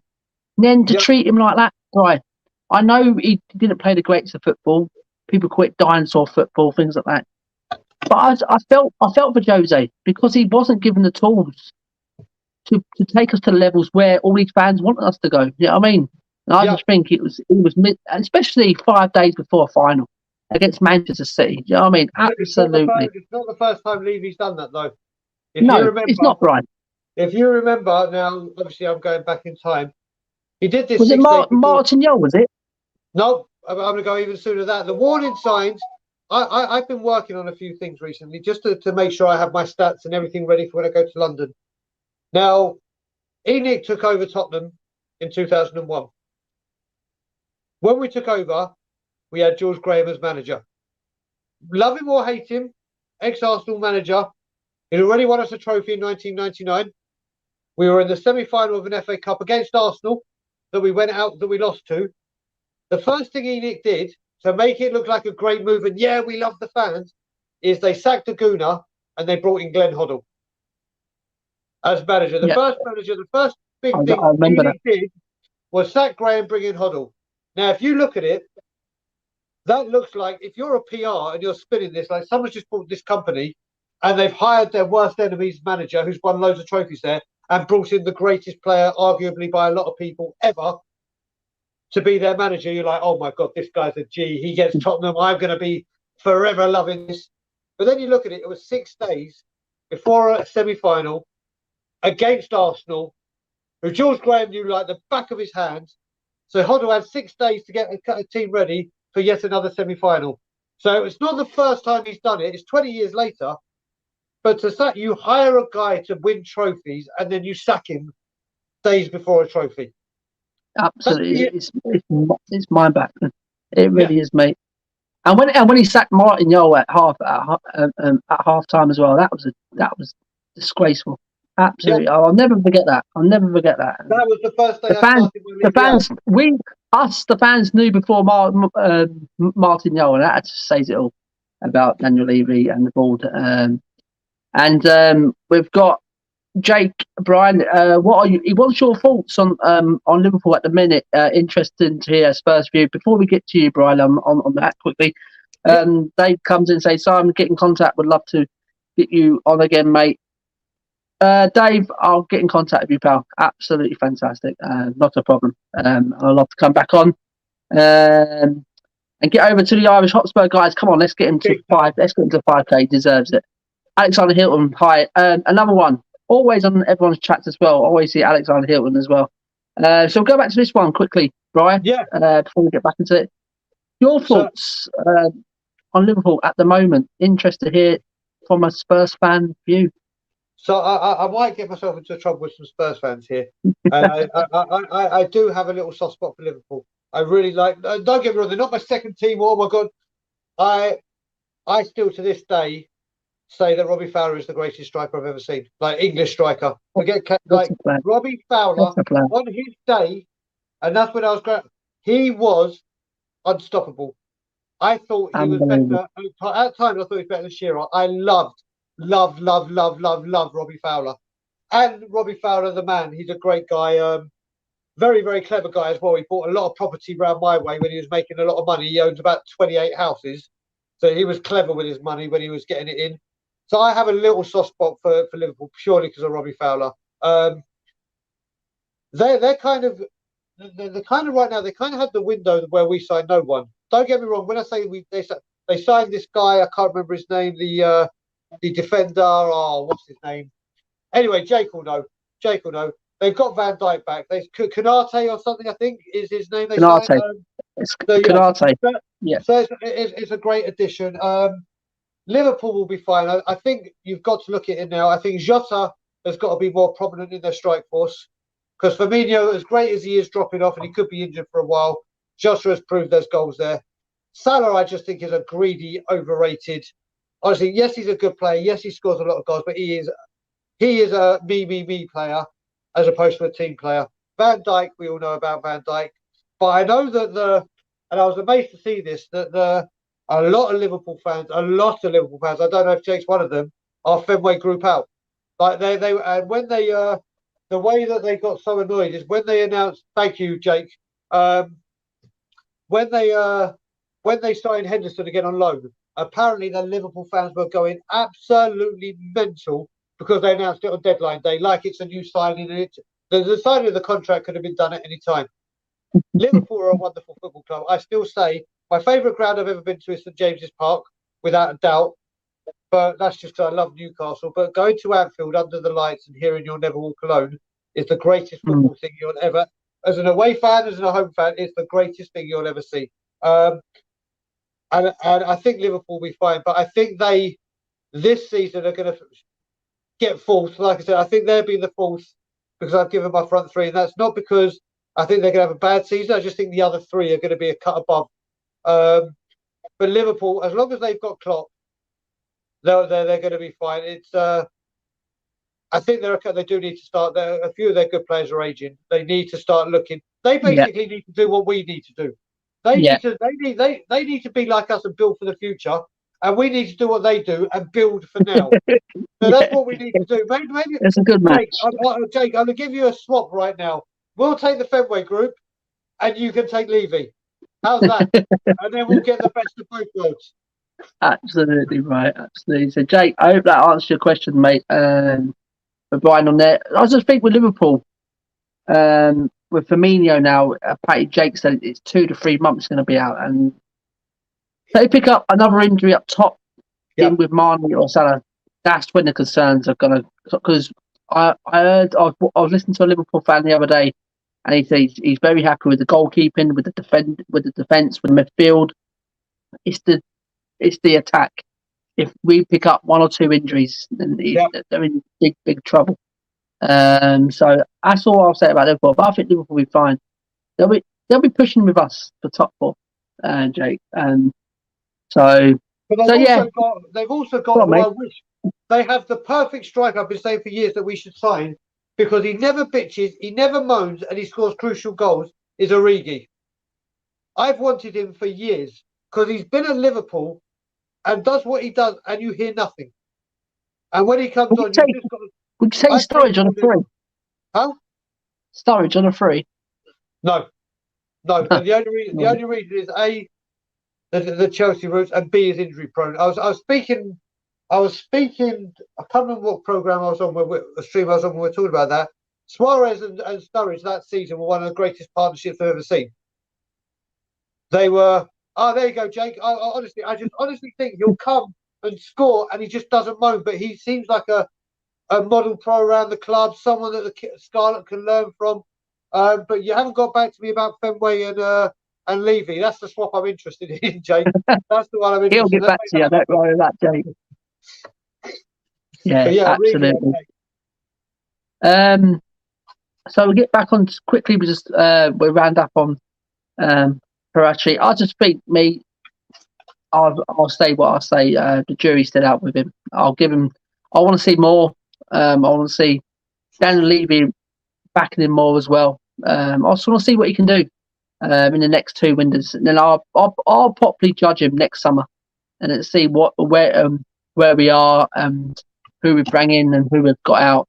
But it's a good start, Brian. It's a good start without doubt. Yeah, absolutely. Derek says Sturridge is finished. I'll just put it out there to because that's another name what rang into my head about Sturridge. But Christian Eriksen on the free, right? Looks like he's going to get released by. It's a massive risk, isn't it? Because what actually happened to him? Would you take Eriksen back on the free? I'm going to say exactly what I said on I would not want Christian Eriksen back in a Tottenham shirt ever again. Wow. And it's not. There's multiple reasons. A, you down tools. You down goddamn tools. Okay. We're not going to talk about Christian Eriksen. I'm talking about Christian Eriksen, the player, not the man, because we all know what he's gone through and it's terrible. And the thing is, what I get worried about is if he comes back. If he doesn't have a couple of good games, they're going to go, but let him be. He's just had a heart attack, or he's just done this. Yeah. I'll get you. And it'll be the sympathy. Let's give him a chance. Let's do this. Now, don't get me wrong. I wish Christian Eriksen a lifetime full of health, happiness, love, laughter, success with his family, and I wish nothing but the best for him. Yeah. But your downfalls at Tottenham, your health is most important as well. Your health is like, I don't want you running the risk of that happening again, ever. Absolutely. And it's like, literally, I just don't want him anywhere near the club. I just don't. I'd rather wait till January and find someone. I think it's opening up a can of worms, and every romantic would be like, yeah, I want him back. It'll be great. He'll come home. But no. Right. And there you go. And Jake says, does Daniel Levy invest money that isn't guaranteed from player sales every year? Then we can swap owners. I'm going to lie and say, yes, he always invests money. He does everything. He's a great guy. Everything you want from a chairman, this man does. He does. And believe me, I want everything. Basically, yeah, whatever you need me to say to get him to do. I'm actually getting quite happy that this swap deal's going ahead, like I have some say in it. But yeah, Jake, you wouldn't want Levy. Trust me. There you go, Jake. So, Brian, and that brings us down to the next one. Topic. I know you're desperate to talk about this man. Is this man Nuno Espirito Santo? Is he the right man to bring us silverware again, Brian? Me personally, he wasn't my first choice. It was Tottenham's 8th choice. That's why we went through some flipping. When Conte was close to signing, then that didn't fall through. Then Fonseca come out from nowhere. Who is this guy? Then Gattuso. Then was looking at others like Eddie Howe was mentioned. I thought, where are we going here? Then all of a sudden, oh, surprise, Nuno left Wolves, and everyone knew what was coming. There you go. A couple of days later, and he was Tottenham Hotspur's manager. Yeah. Just give us. I want your opinion about was he your first choice? Is he the right man to bring us silverware? And do you take the tag away from? Because a lot of people at the minute are calling him. It's a Jose's younger brother. That's what people are saying at the minute. With his defensive ways, how we're playing at the minute, we're not playing the flow in football and what we love to see. So, give him time, give him the transfers. Is this the guy eventually, Brian, will bring us silverware this season? Because it has to be this season, Brian, because we can't wait no longer, can we? Surely not. We've got to win something. Sir, we'll tackle the first question first, which was he my first choice, and was I impressed with the appointment? So, he was not my first choice. He was nowhere near my first choice. Well, that's technically not nowhere near. When we got rid of him, I'm not going to go too much into the Levy saga, blah, blah, blah. We got filled with so many big names that Danny Kiriakou and I were like, why are you even believing this nonsense? When the Pochettino and the Conte, me and Danny were calling it right down the line all the time. Why you get this isn't going to happen. And then we go through all the every person under the sun linked with the job. And then we hired Nuno. Now, Will Stewart was bigging up Nuno from get-go, like, give him a chance. I think he's going to be good. And the thing is, I liked Nuno at Wolves. I liked what he did with what he had. But because of the whole saga, I was just so deflated. If Nuno had just walked out or left Wolves and then we appointed him with no other rumours, whatever, I would have been generally quite accepted. Absolutely. I would have been like, you know what? I said that straight away as well. Go on, mate. Yeah, I would have been like, you know what? The guy's played in the Premiership. He's got Wolves to 2 top 7. All right, they had a bad season last season, but the injury to Jimenez and whatever. Yeah, absolutely. Speaks fluent English. The fans seem to love him. I'll be like, okay, brilliant. But we went through what we did, which led us to here. I think the team that he's brought in are doing fantastic. I mean, I think he's been there now, he came in July, so he's been there the best part of 2 full months now. Like most of July, I think he was there, and all of August.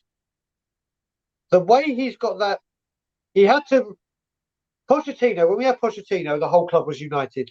Whether you were Levy in or Levy out, the fans were with the players were with the fans, the manager was loved, the players loved the managers loved the players, the fans loved the. It was just everyone was pulling in the same direction. It was harmony. It was like this literal. It was like a meteor was about to hit Earth and no one could stop it. That's what it was like. It was going in one direction and we were just going to explode.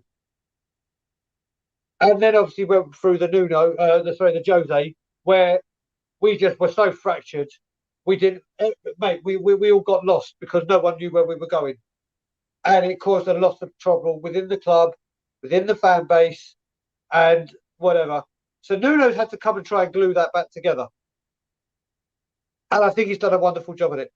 I think he's done an incredible job at it. The players look revitalised. The players are pressing. The players are working.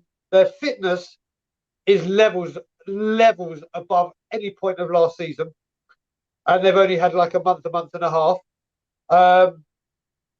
His media work. I mean, when he first started doing his press conferences, I didn't like the way he just. I like the way he fobbed answers, but it was the way he fobbed an answer with the same answer. Yes, we like to work. We like to work, and every day we work. And I like come up with some more engaging answers or whatever. But he seems the longer it's going on, he's getting better. Maybe it's not something he likes to do. And at Tottenham, it's a lot more demanding than Wolves, the social media and the speaking platforms. I think he's working on that, just like Poch had to. So now we get to Jose's younger brother. Listen, if someone had told me, or any Spurs fan at the beginning of the season, you're going to beat the champions 1-0 and play better than them, but have less possession. You're going to go to Wolves, and let's be serious, Wolves were in the middle of the park all over us, but they just couldn't do anything about it. So you can have your first away game at your former club's ground, and where their fans are very, very hostile, regardless, let alone the first game back for 2 years or whatever it was. If you told me we're going to lose 1-0, win 1-0 in that game, and then the same with Watford, I think every single Spurs fan would have bitten their hand off to win the first 3 games 1-0 and be top of the league. And then as an added bonus, have Arsenal doing the exact opposite. I think what Jose, there you go. What I think Nuno's doing and what I'm liking is he's playing the best players for the system he wants to play that he has available. I think when we have a fit Romero, a fit Kane, a fit Son, a fit Lo Celso, a fit, and everyone's back, he may adjust the formation to fit what we've got. Because rather than just say like Jose, okay, we do this, and if you're not there, you do this because he's not playing, you do this. Some of the players' skills don't have the same attributes and skills as the person they're replacing. So you've got to adjust to try and get your, like when you're playing FIFA and it's like this guy's got a 95 and this has got an 87. If you take him out, it makes your team weaker. Yeah. It's kind of that's the easiest. We've got to try and get the best team out that fit the agenda for what he wants to play against this game. And I think going forward now we've got this attacking right back in Emerson. Now we've got players coming back. I think we may see a few tweaks in the way we play. I mean, hopefully against Crystal Palace, we don't do the let's sit back and soak up the pressure, because that's exactly what Palace do home or away. We've got to go for the jugular and just be all out at it. I like the fact that when we are 1-0 up, we're not sitting back and trying to defend it for however long. We're going for it. But the main point with this question is, do I think he's the man to bring us silverware? I really want to see us do well in the Conference League, mainly because of the youth, but B, if we get knocked out by some random team, we are in so much banter you cannot fucking imagine. Absolutely. Like if we go out to some team from an Angolan, with no disrespect to Angolan team, like 3rd division, and their players aren't full time, and we go, it's going to be like no end banter. But also to bring in the youth. But I don't know why, and I really don't know why, but I keep seeing Hugo Lloris lifting the FA Cup. I keep seeing it. Wow. Like envisioned. That'd be great, isn't it? And if there's a trophy, obviously forget the Premier League because it's night and there's no chance. I would love, if it is to be Hugo's last season, to see him win the cup that is essential Tottenham Hotspur's #1 cup that we've won, the #1 cup, like the first team to win it 8 times. I'd love to see Hugo climb those steps at Wembley and lift an FA Cup. And I keep seeing it. So hopefully Nuno is the answer. Well, Brian, go back to 1991 when we last won the FA Cup, and we held the record of 8. Yep. At the time, and we haven't won it since. And it's with the teams we've had over the years since 1991. It's baffling how we ain't won that trophy. And the record is now 14 or 15 held by the Filth. Yeah, exactly. You know what I mean? They win it every other year, and that's their favourite trophy. Yeah. And we banter them about where they are, but they still pick up a trophy every other season. You know what I mean? Yeah. So I mean, we I can't remember banter when them. we used to think 8 years and you've won F4 or what, until they won the FA Cup. We haven't won anything in 13 years. Exactly. Absolutely. 13. Yeah. And it's like, we don't say to ourselves 13 years and you've won. And it's like, seriously, we do that with them? I would give anything for it. The FA Cup is, no matter what happens throughout my life, the FA Cup will never lose its magic with me. I was of that generation where the FA Cup was the thing. You were like the cup, world renowned. Everyone knew the FA Cup. You hear so many people around the world. Oh, the only game we ever got to see live was the World Cup, the FA Cup. It's the greatest cup. That cup still means everything that it did to me in 1991. Absolutely. Yeah, I totally agree with you, Brian. I really totally agree with you. And to lift that FA Cup this season would be great.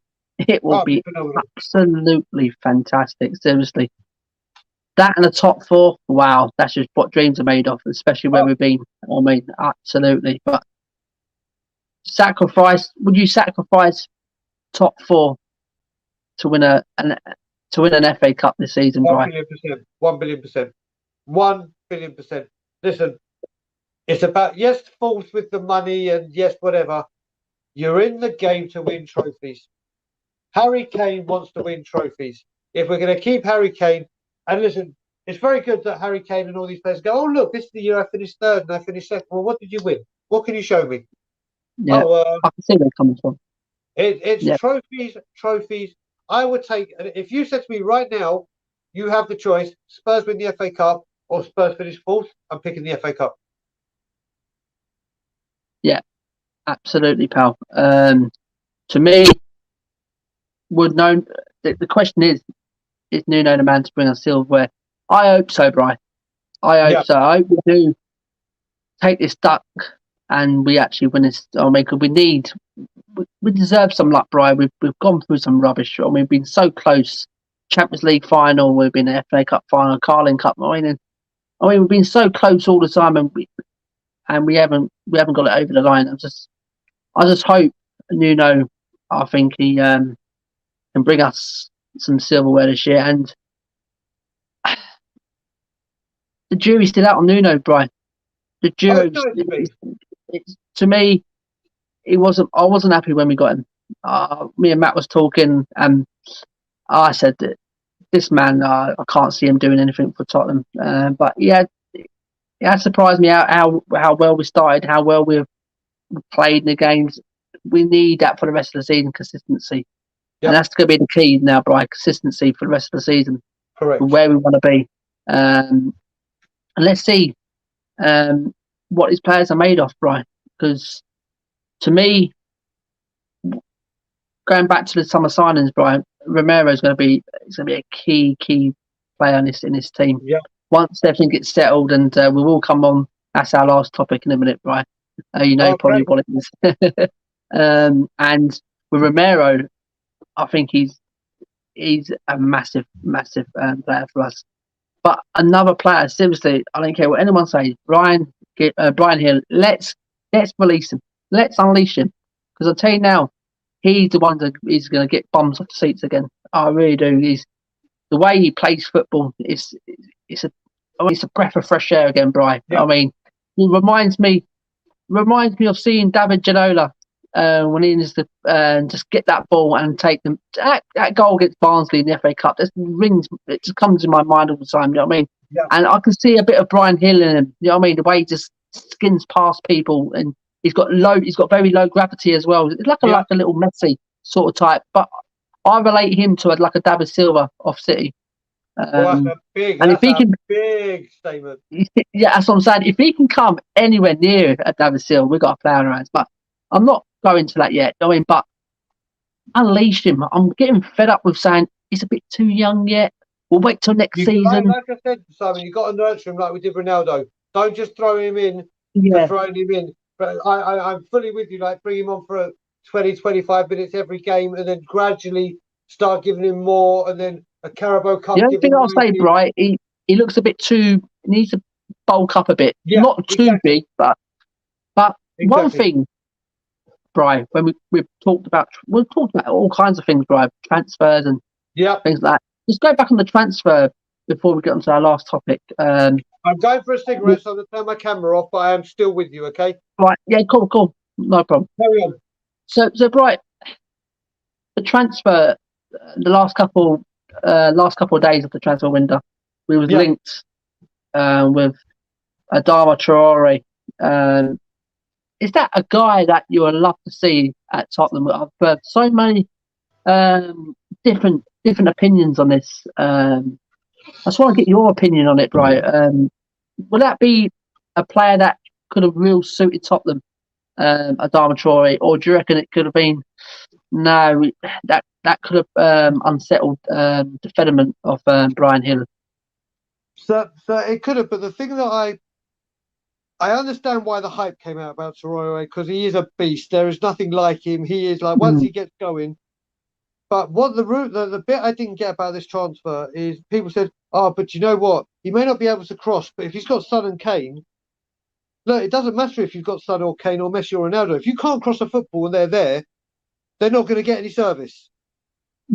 I would have rather we took a punt. If that deal had gone through, I was saying I would rather have taken a punt on St. Maximin from Newcastle or Sarr from Watford. Players that take on players have got a lot of creativity, but actually have that final ball or may chip in with a goal. And Adama Traore is a great player to have on your side just because you know he can't play against you. He has got all the pace. We saw in our game, he was tearing us to pieces physically, and with his pace. But what did he actually achieve with it? Yeah, because he had a lot, and then product, because when he went 1-on-1 with Lloris, he went 1-on-1 with Kasper Schmeichel against Leicester, and he fluffed carbon copy, wasn't it?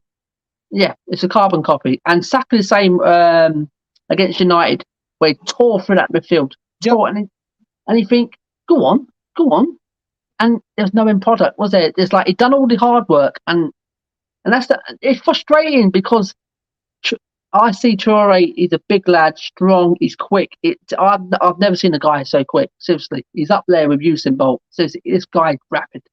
But as you said, Bri, it's not worth having all that if you can't cross or you can't shoot, you can't get goals. So I mean, exactly. The greatest thing he's done, and it's not even him, is if after this stream people YouTube Traore funny commentary, there's a Spanish guy when Wolves were in Europe that when he got the ball and started running down the team, he started making the noise of a Formula One car. He started going, vroom, vroom, vroom, vroom, vroom, like the whole way he was on the ball, which to me is the greatest commentary ever. And I would have loved to have heard that, because it's just Google Traore funny commentary or fast car and you'll see it. But it's all well and good buying these players, but if they've got no end product and their job is to provide an end product, why are you investing?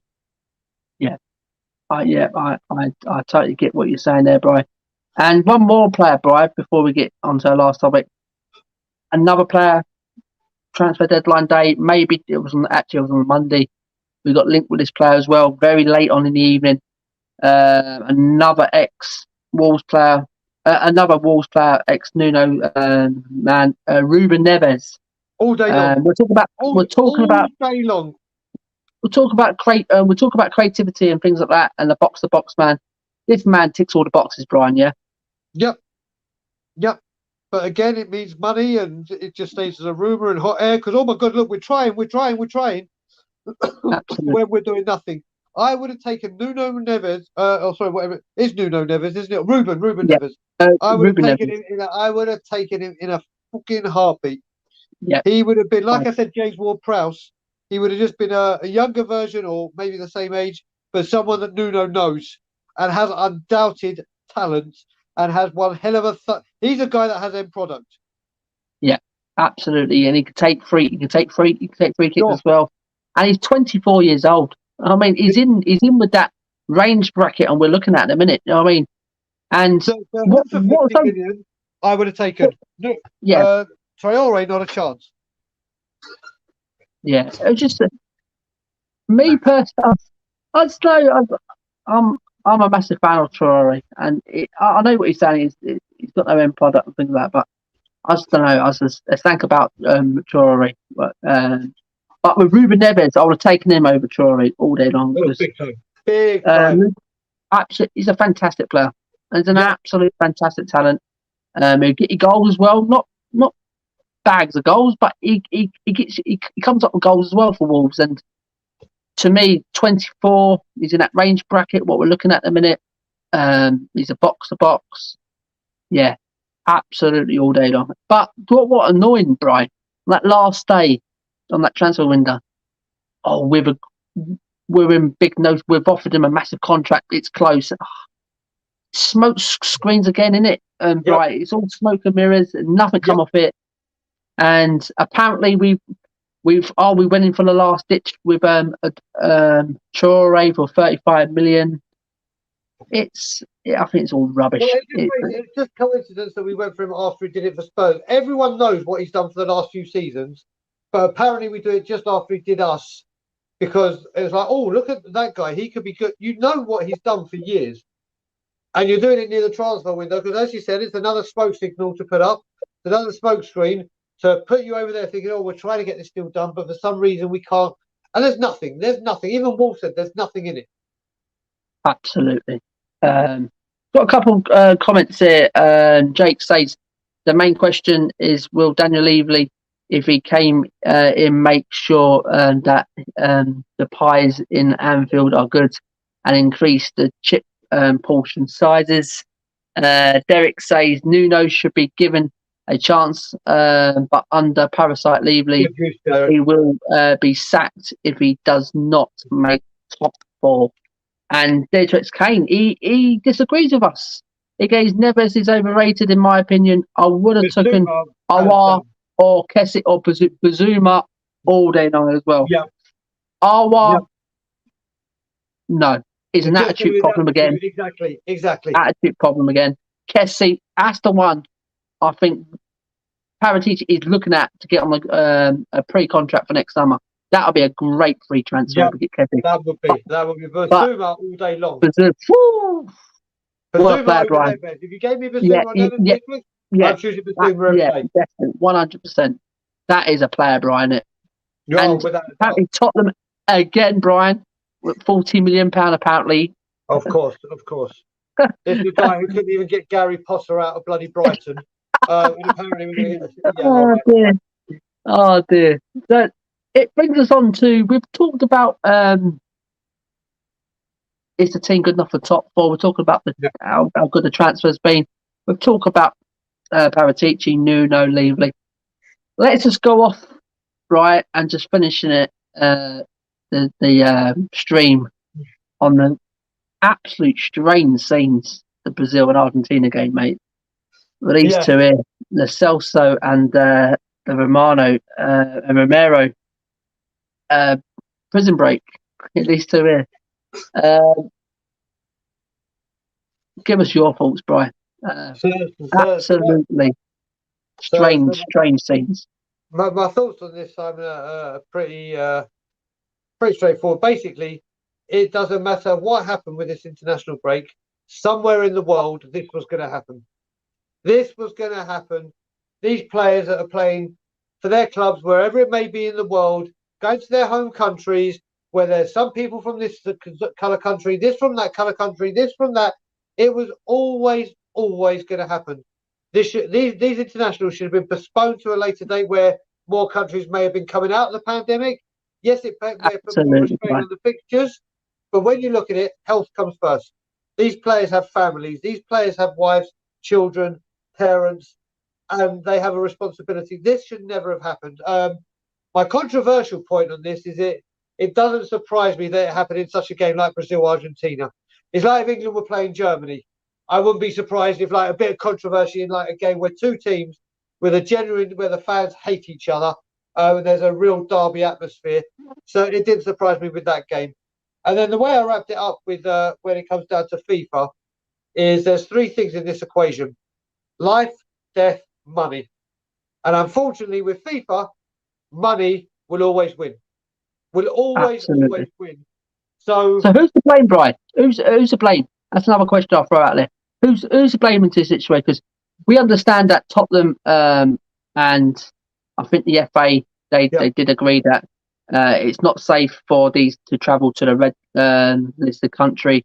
It looks like they're gone. We can't stop them. They're gone off their own will and gone. Do you blame Tottenham? Do you blame the FA? Do you blame Argentina? Or did you blame the players just being absolutely disrespectful? Yes, what was it? Yes, darling. How long is longer you gonna be? 20 minutes. Okay. Can we eat then? Yes. I'm hungry. Sorry, my wife's just checking when we can eat. I do apologise. Yeah. We'll finish this one, Brian. And, No, that's fine. That's fine. The boss spoke, and I have to respond to the boss. So she's let me go. She's let me go to England for 6 weeks. So she's the boss. She can say what she wants and do what. She's the almighty. But yeah, getting back to the question. I think everyone's got a lot of blame. Listen, players are going to play for their countries. It's an honour for them. It's an honour for them, and you can't take that away from them. But I think everyone's got a bit to blame. Now, listen, when it comes to Tottenham said no, I've said it on record many a time. I don't believe a sodding word that comes out of that football club, apart from the stadium announcer when he gives the lineup, because that's in black and white and he can't lie. You can see. There's such a disconnect with the club, which Nuno is trying to, and paratici is trying to rebuild, that it's very, very hard for me to. It's amazing how the player. Oh, it's because it's in Tottenham's favour. We said they couldn't go. They defied us. We're going to find them. It's a very easy. Whether they did or whether they didn't, I don't know. But my take on it, I don't believe the club. I don't believe the club have said that, because Aston Villa said yes, they can go.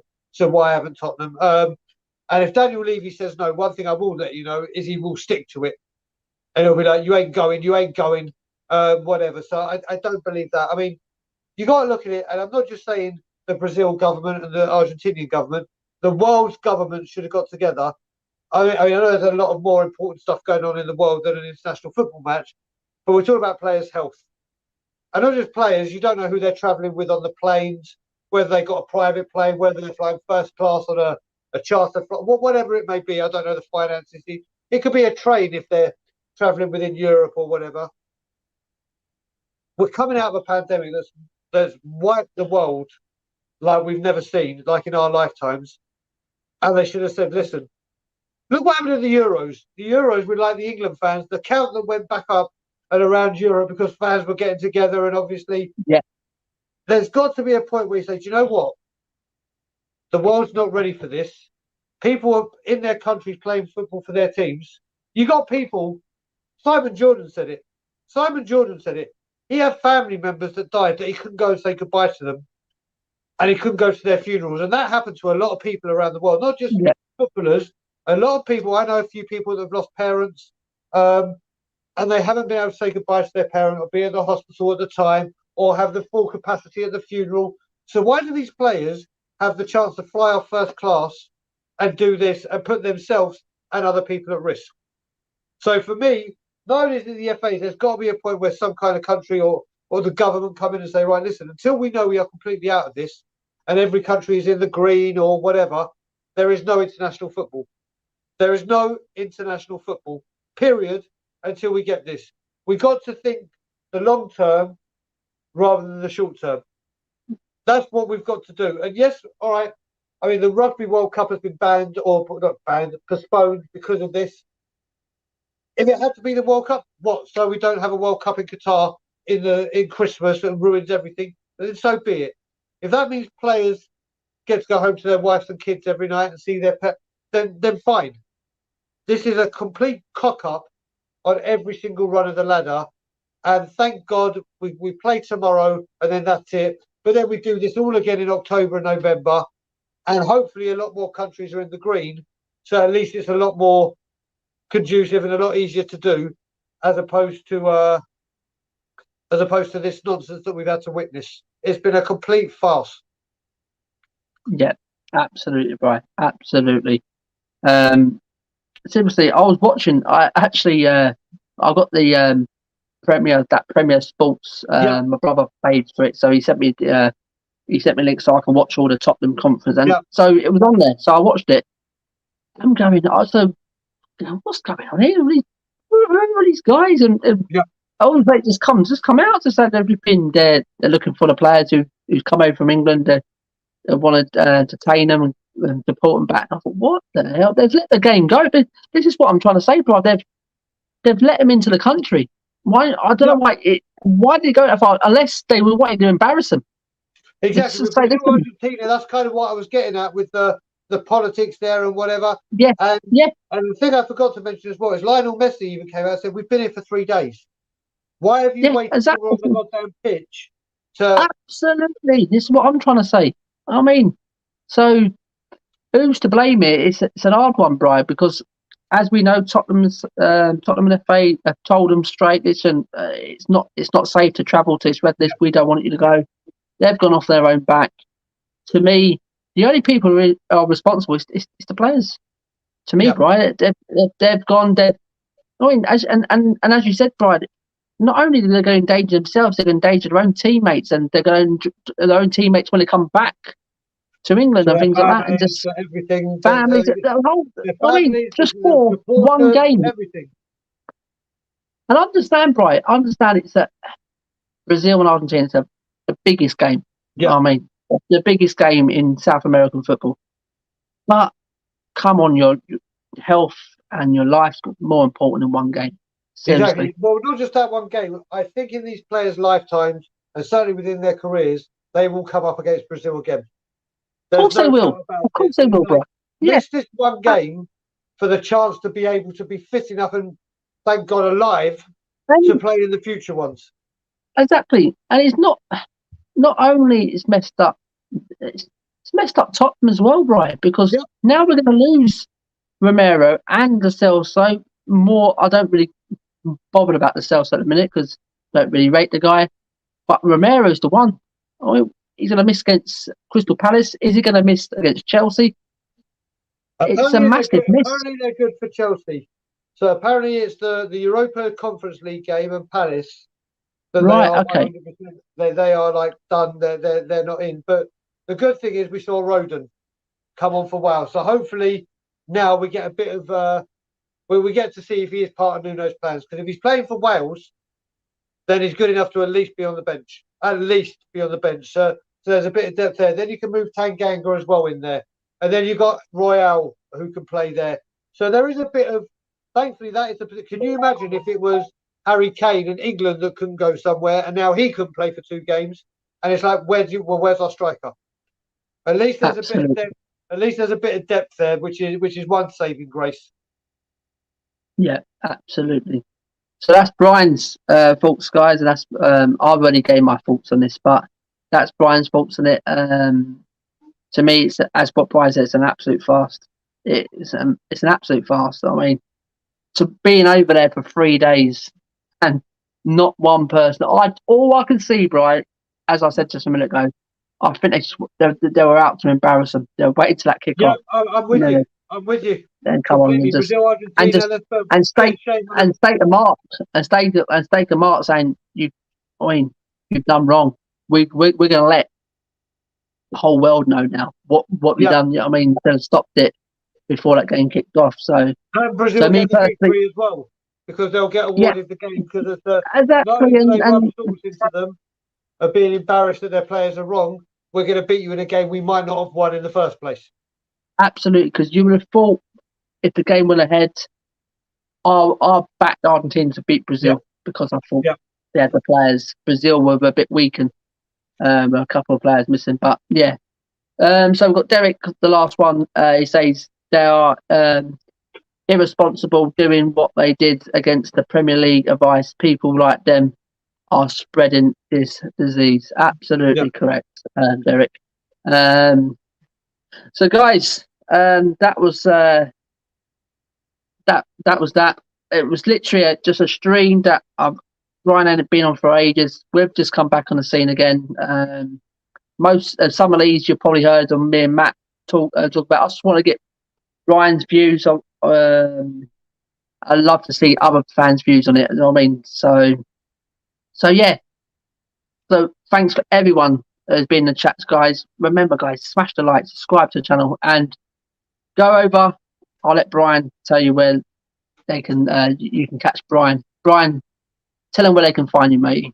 Cheers, Simon. Well, first of all, help these guys get to 100. Help these guys get to 1,000. These guys, honestly, like I said at the beginning of the stream, if people are still here or if they're not here, Simon and Matt put in a hell of a lot of work to do what they do, and they're actually one of the first channels, or the big channels, that actually have me on, apart from We Are Tottenham TV. And they've done that with a few people, and they're always so friendly, so helpful, and they're just great guys as well. And they're putting a lot of content out for everyone, so help them get to the 1,000, because they totally and utterly deserve it. And as for where you can find me on my new channel, which is Tottenham on Tour. Brian Ireland and I were part of Tottenham Away, but we left Tottenham Away very amicably. But because COVID is getting back, we're talking COVID again, because COVID is coming back to normal and people are starting to work, the time differences, which was working during COVID, are now becoming a bit more of an issue. So we decided it would be easier to split. So we're now on a new channel called Tottenham on Tour, where we have the two Brian show. We also have a brand new segment with Daniel Wynn. Now, people may not know the name Daniel Wynn, but when I say who he is, you will know. He was the former voice of Spurs TV commentary, who was actually a member of my Jewish youth club and actually was my team leader and looked after me and was coaching me football, funnily enough. So he's actually now part of the Tottenham not the Supporters Trust, the Tottenham Hotspur Trust, helping the ex-players and other people and their families go through and help them with whatever it may be that players are going through. But he also now does the commentary for the visually impaired. So what we've got, he's doing a week after every home game. He's giving us his outtakes of the game, not just that great goal by this person, but what he saw on the walk into the stadium, the fan chants, the atmosphere, and then also when he gets back home and records it, he's got every single program since 1950 or 1950 something, home and away and Europe, you name it. So after he's done his little bit on this, he's going through the programs and finding on this day and finding the best programs and going into depth of the programs, what they look like, the team, the cost. And he's going to be doing that. We've also got a few new shows we're planning to come out. And obviously with me being back in England as of Monday, hopefully I will be on a better time zone to do more live stuff on an England time zone. So Simon, one of the people or two of the people we have to get on is you and Matt, because you never made it onto Tottenham Away, and we're definitely going to make sure it happens to Tottenham on Tour. And yeah, you can find me on Tottenham on Tour. You can also reach out to me. I think Simon put my personal Twitter at the bottom and Instagram. Feel free to reach out to me. I always respond, and looking forward to meet as many people as possible when I'm back in London. Would love to, whether it be a game, the NFL protest, where believe me, you will see me. And yeah, just find me at Tottenham on Tour. Anyone that likes to hear me screaming or doesn't like to hear me screaming, please come over and have some fun with us. It's a channel we're very proud of. And yeah, we can find us on Tottenham on Tour. But most importantly, like I said, help these guys get to 1,000 because they totally deserve it. Nice one, Brian. Thank you very much for that, pal. Much appreciated. And yes, guys, it's at the bottom of the screen where you can find Brian, and it's in the description, guys. So if you are watching this video back, Brian's contact details is in the description.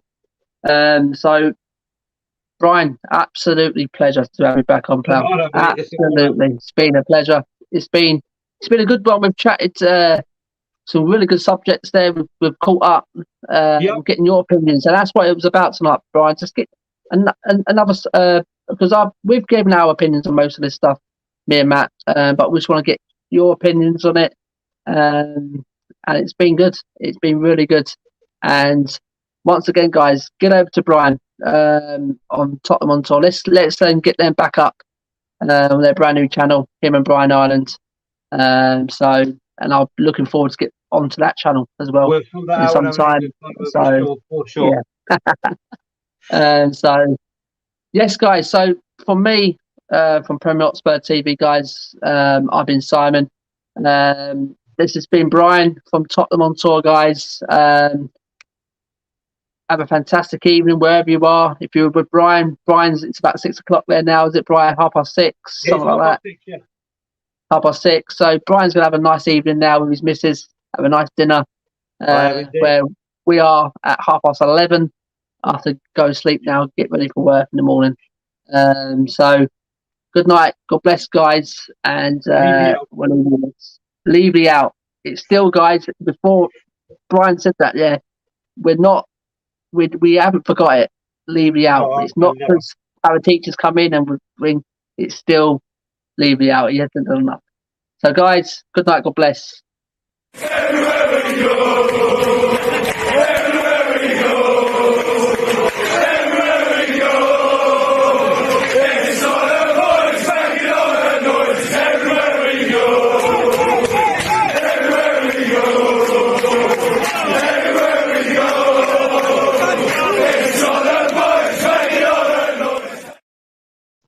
Good night. God bless, guys. Come on, you Spurs. Come on.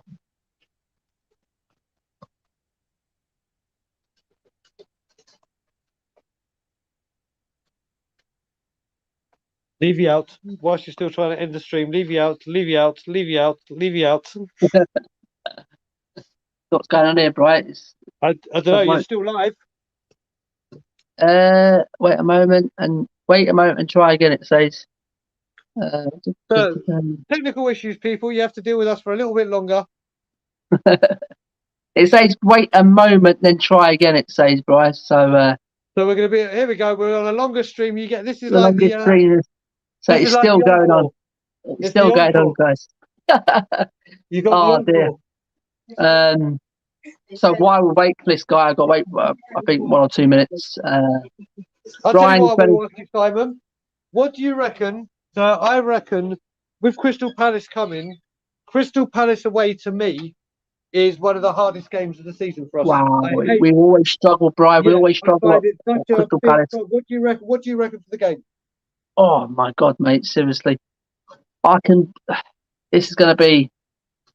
They've had a poor start under Patrick Vieira. Yep. But I think once they get their signings gelled in, I think once they hit the ground running again, they've got that Gallagher who looks a real good player up front. He does, doesn't he? He does. He does, and Wilfried Zaha. He looks he's going to be immense again. I mean, he's going to be a very important player again for Palace. It always causes us problems as well, Wilfried Zaha. And Palace, Bright, is not a very happy hunting ground for us. No, we always get like a 1-0 or 1-0 up and they score in the last dying seconds, or a 1-0 lost. Yeah, it's not very a good hunting ground for us. But saying that, Brian, if we can get our own, seriously, I think it all depends who's fit and available, Brian. You know what? I've said it before. I'm actually more confident in getting a result against Chelsea and Arsenal than I am Palace away. If it was Palace home, it would be a different scenario. Palace away. Now, the Arsenal away. I hate going Arsenal. I really do. Yeah. We've got a real rubbish thing there. I fancy us against Arsenal. I really do think we can go there, and hopefully, for once in a while, I mean, go there and absolutely put them to bed. I mean, well, hopefully Arteta's still in the job. Yeah, absolutely. Let's just hope he's still in the job. But yeah, Crystal Palace. I honestly think what we've got to do is we've got to go for them full throttle. None of this sit back, because that's what they do and that's what they're known to do. Sit back, soak it up, and then break. We have got to be so full throttle in their face, and not just go 1-0 and then just sit on it. We need to go absolutely like I thought we would against Watford, all guns blazing. We've got to go like literally from the off. Yeah, absolutely. Jake's given us the funny face because we're trying to end it, and you got listen, guys. Never on any channel before has that happened where you've got an encore. This is like the special features on the DVD. Right, Brian. I'm going to try and end it again. Let's try. Right. I'll bring in this. I'll bring in the song again.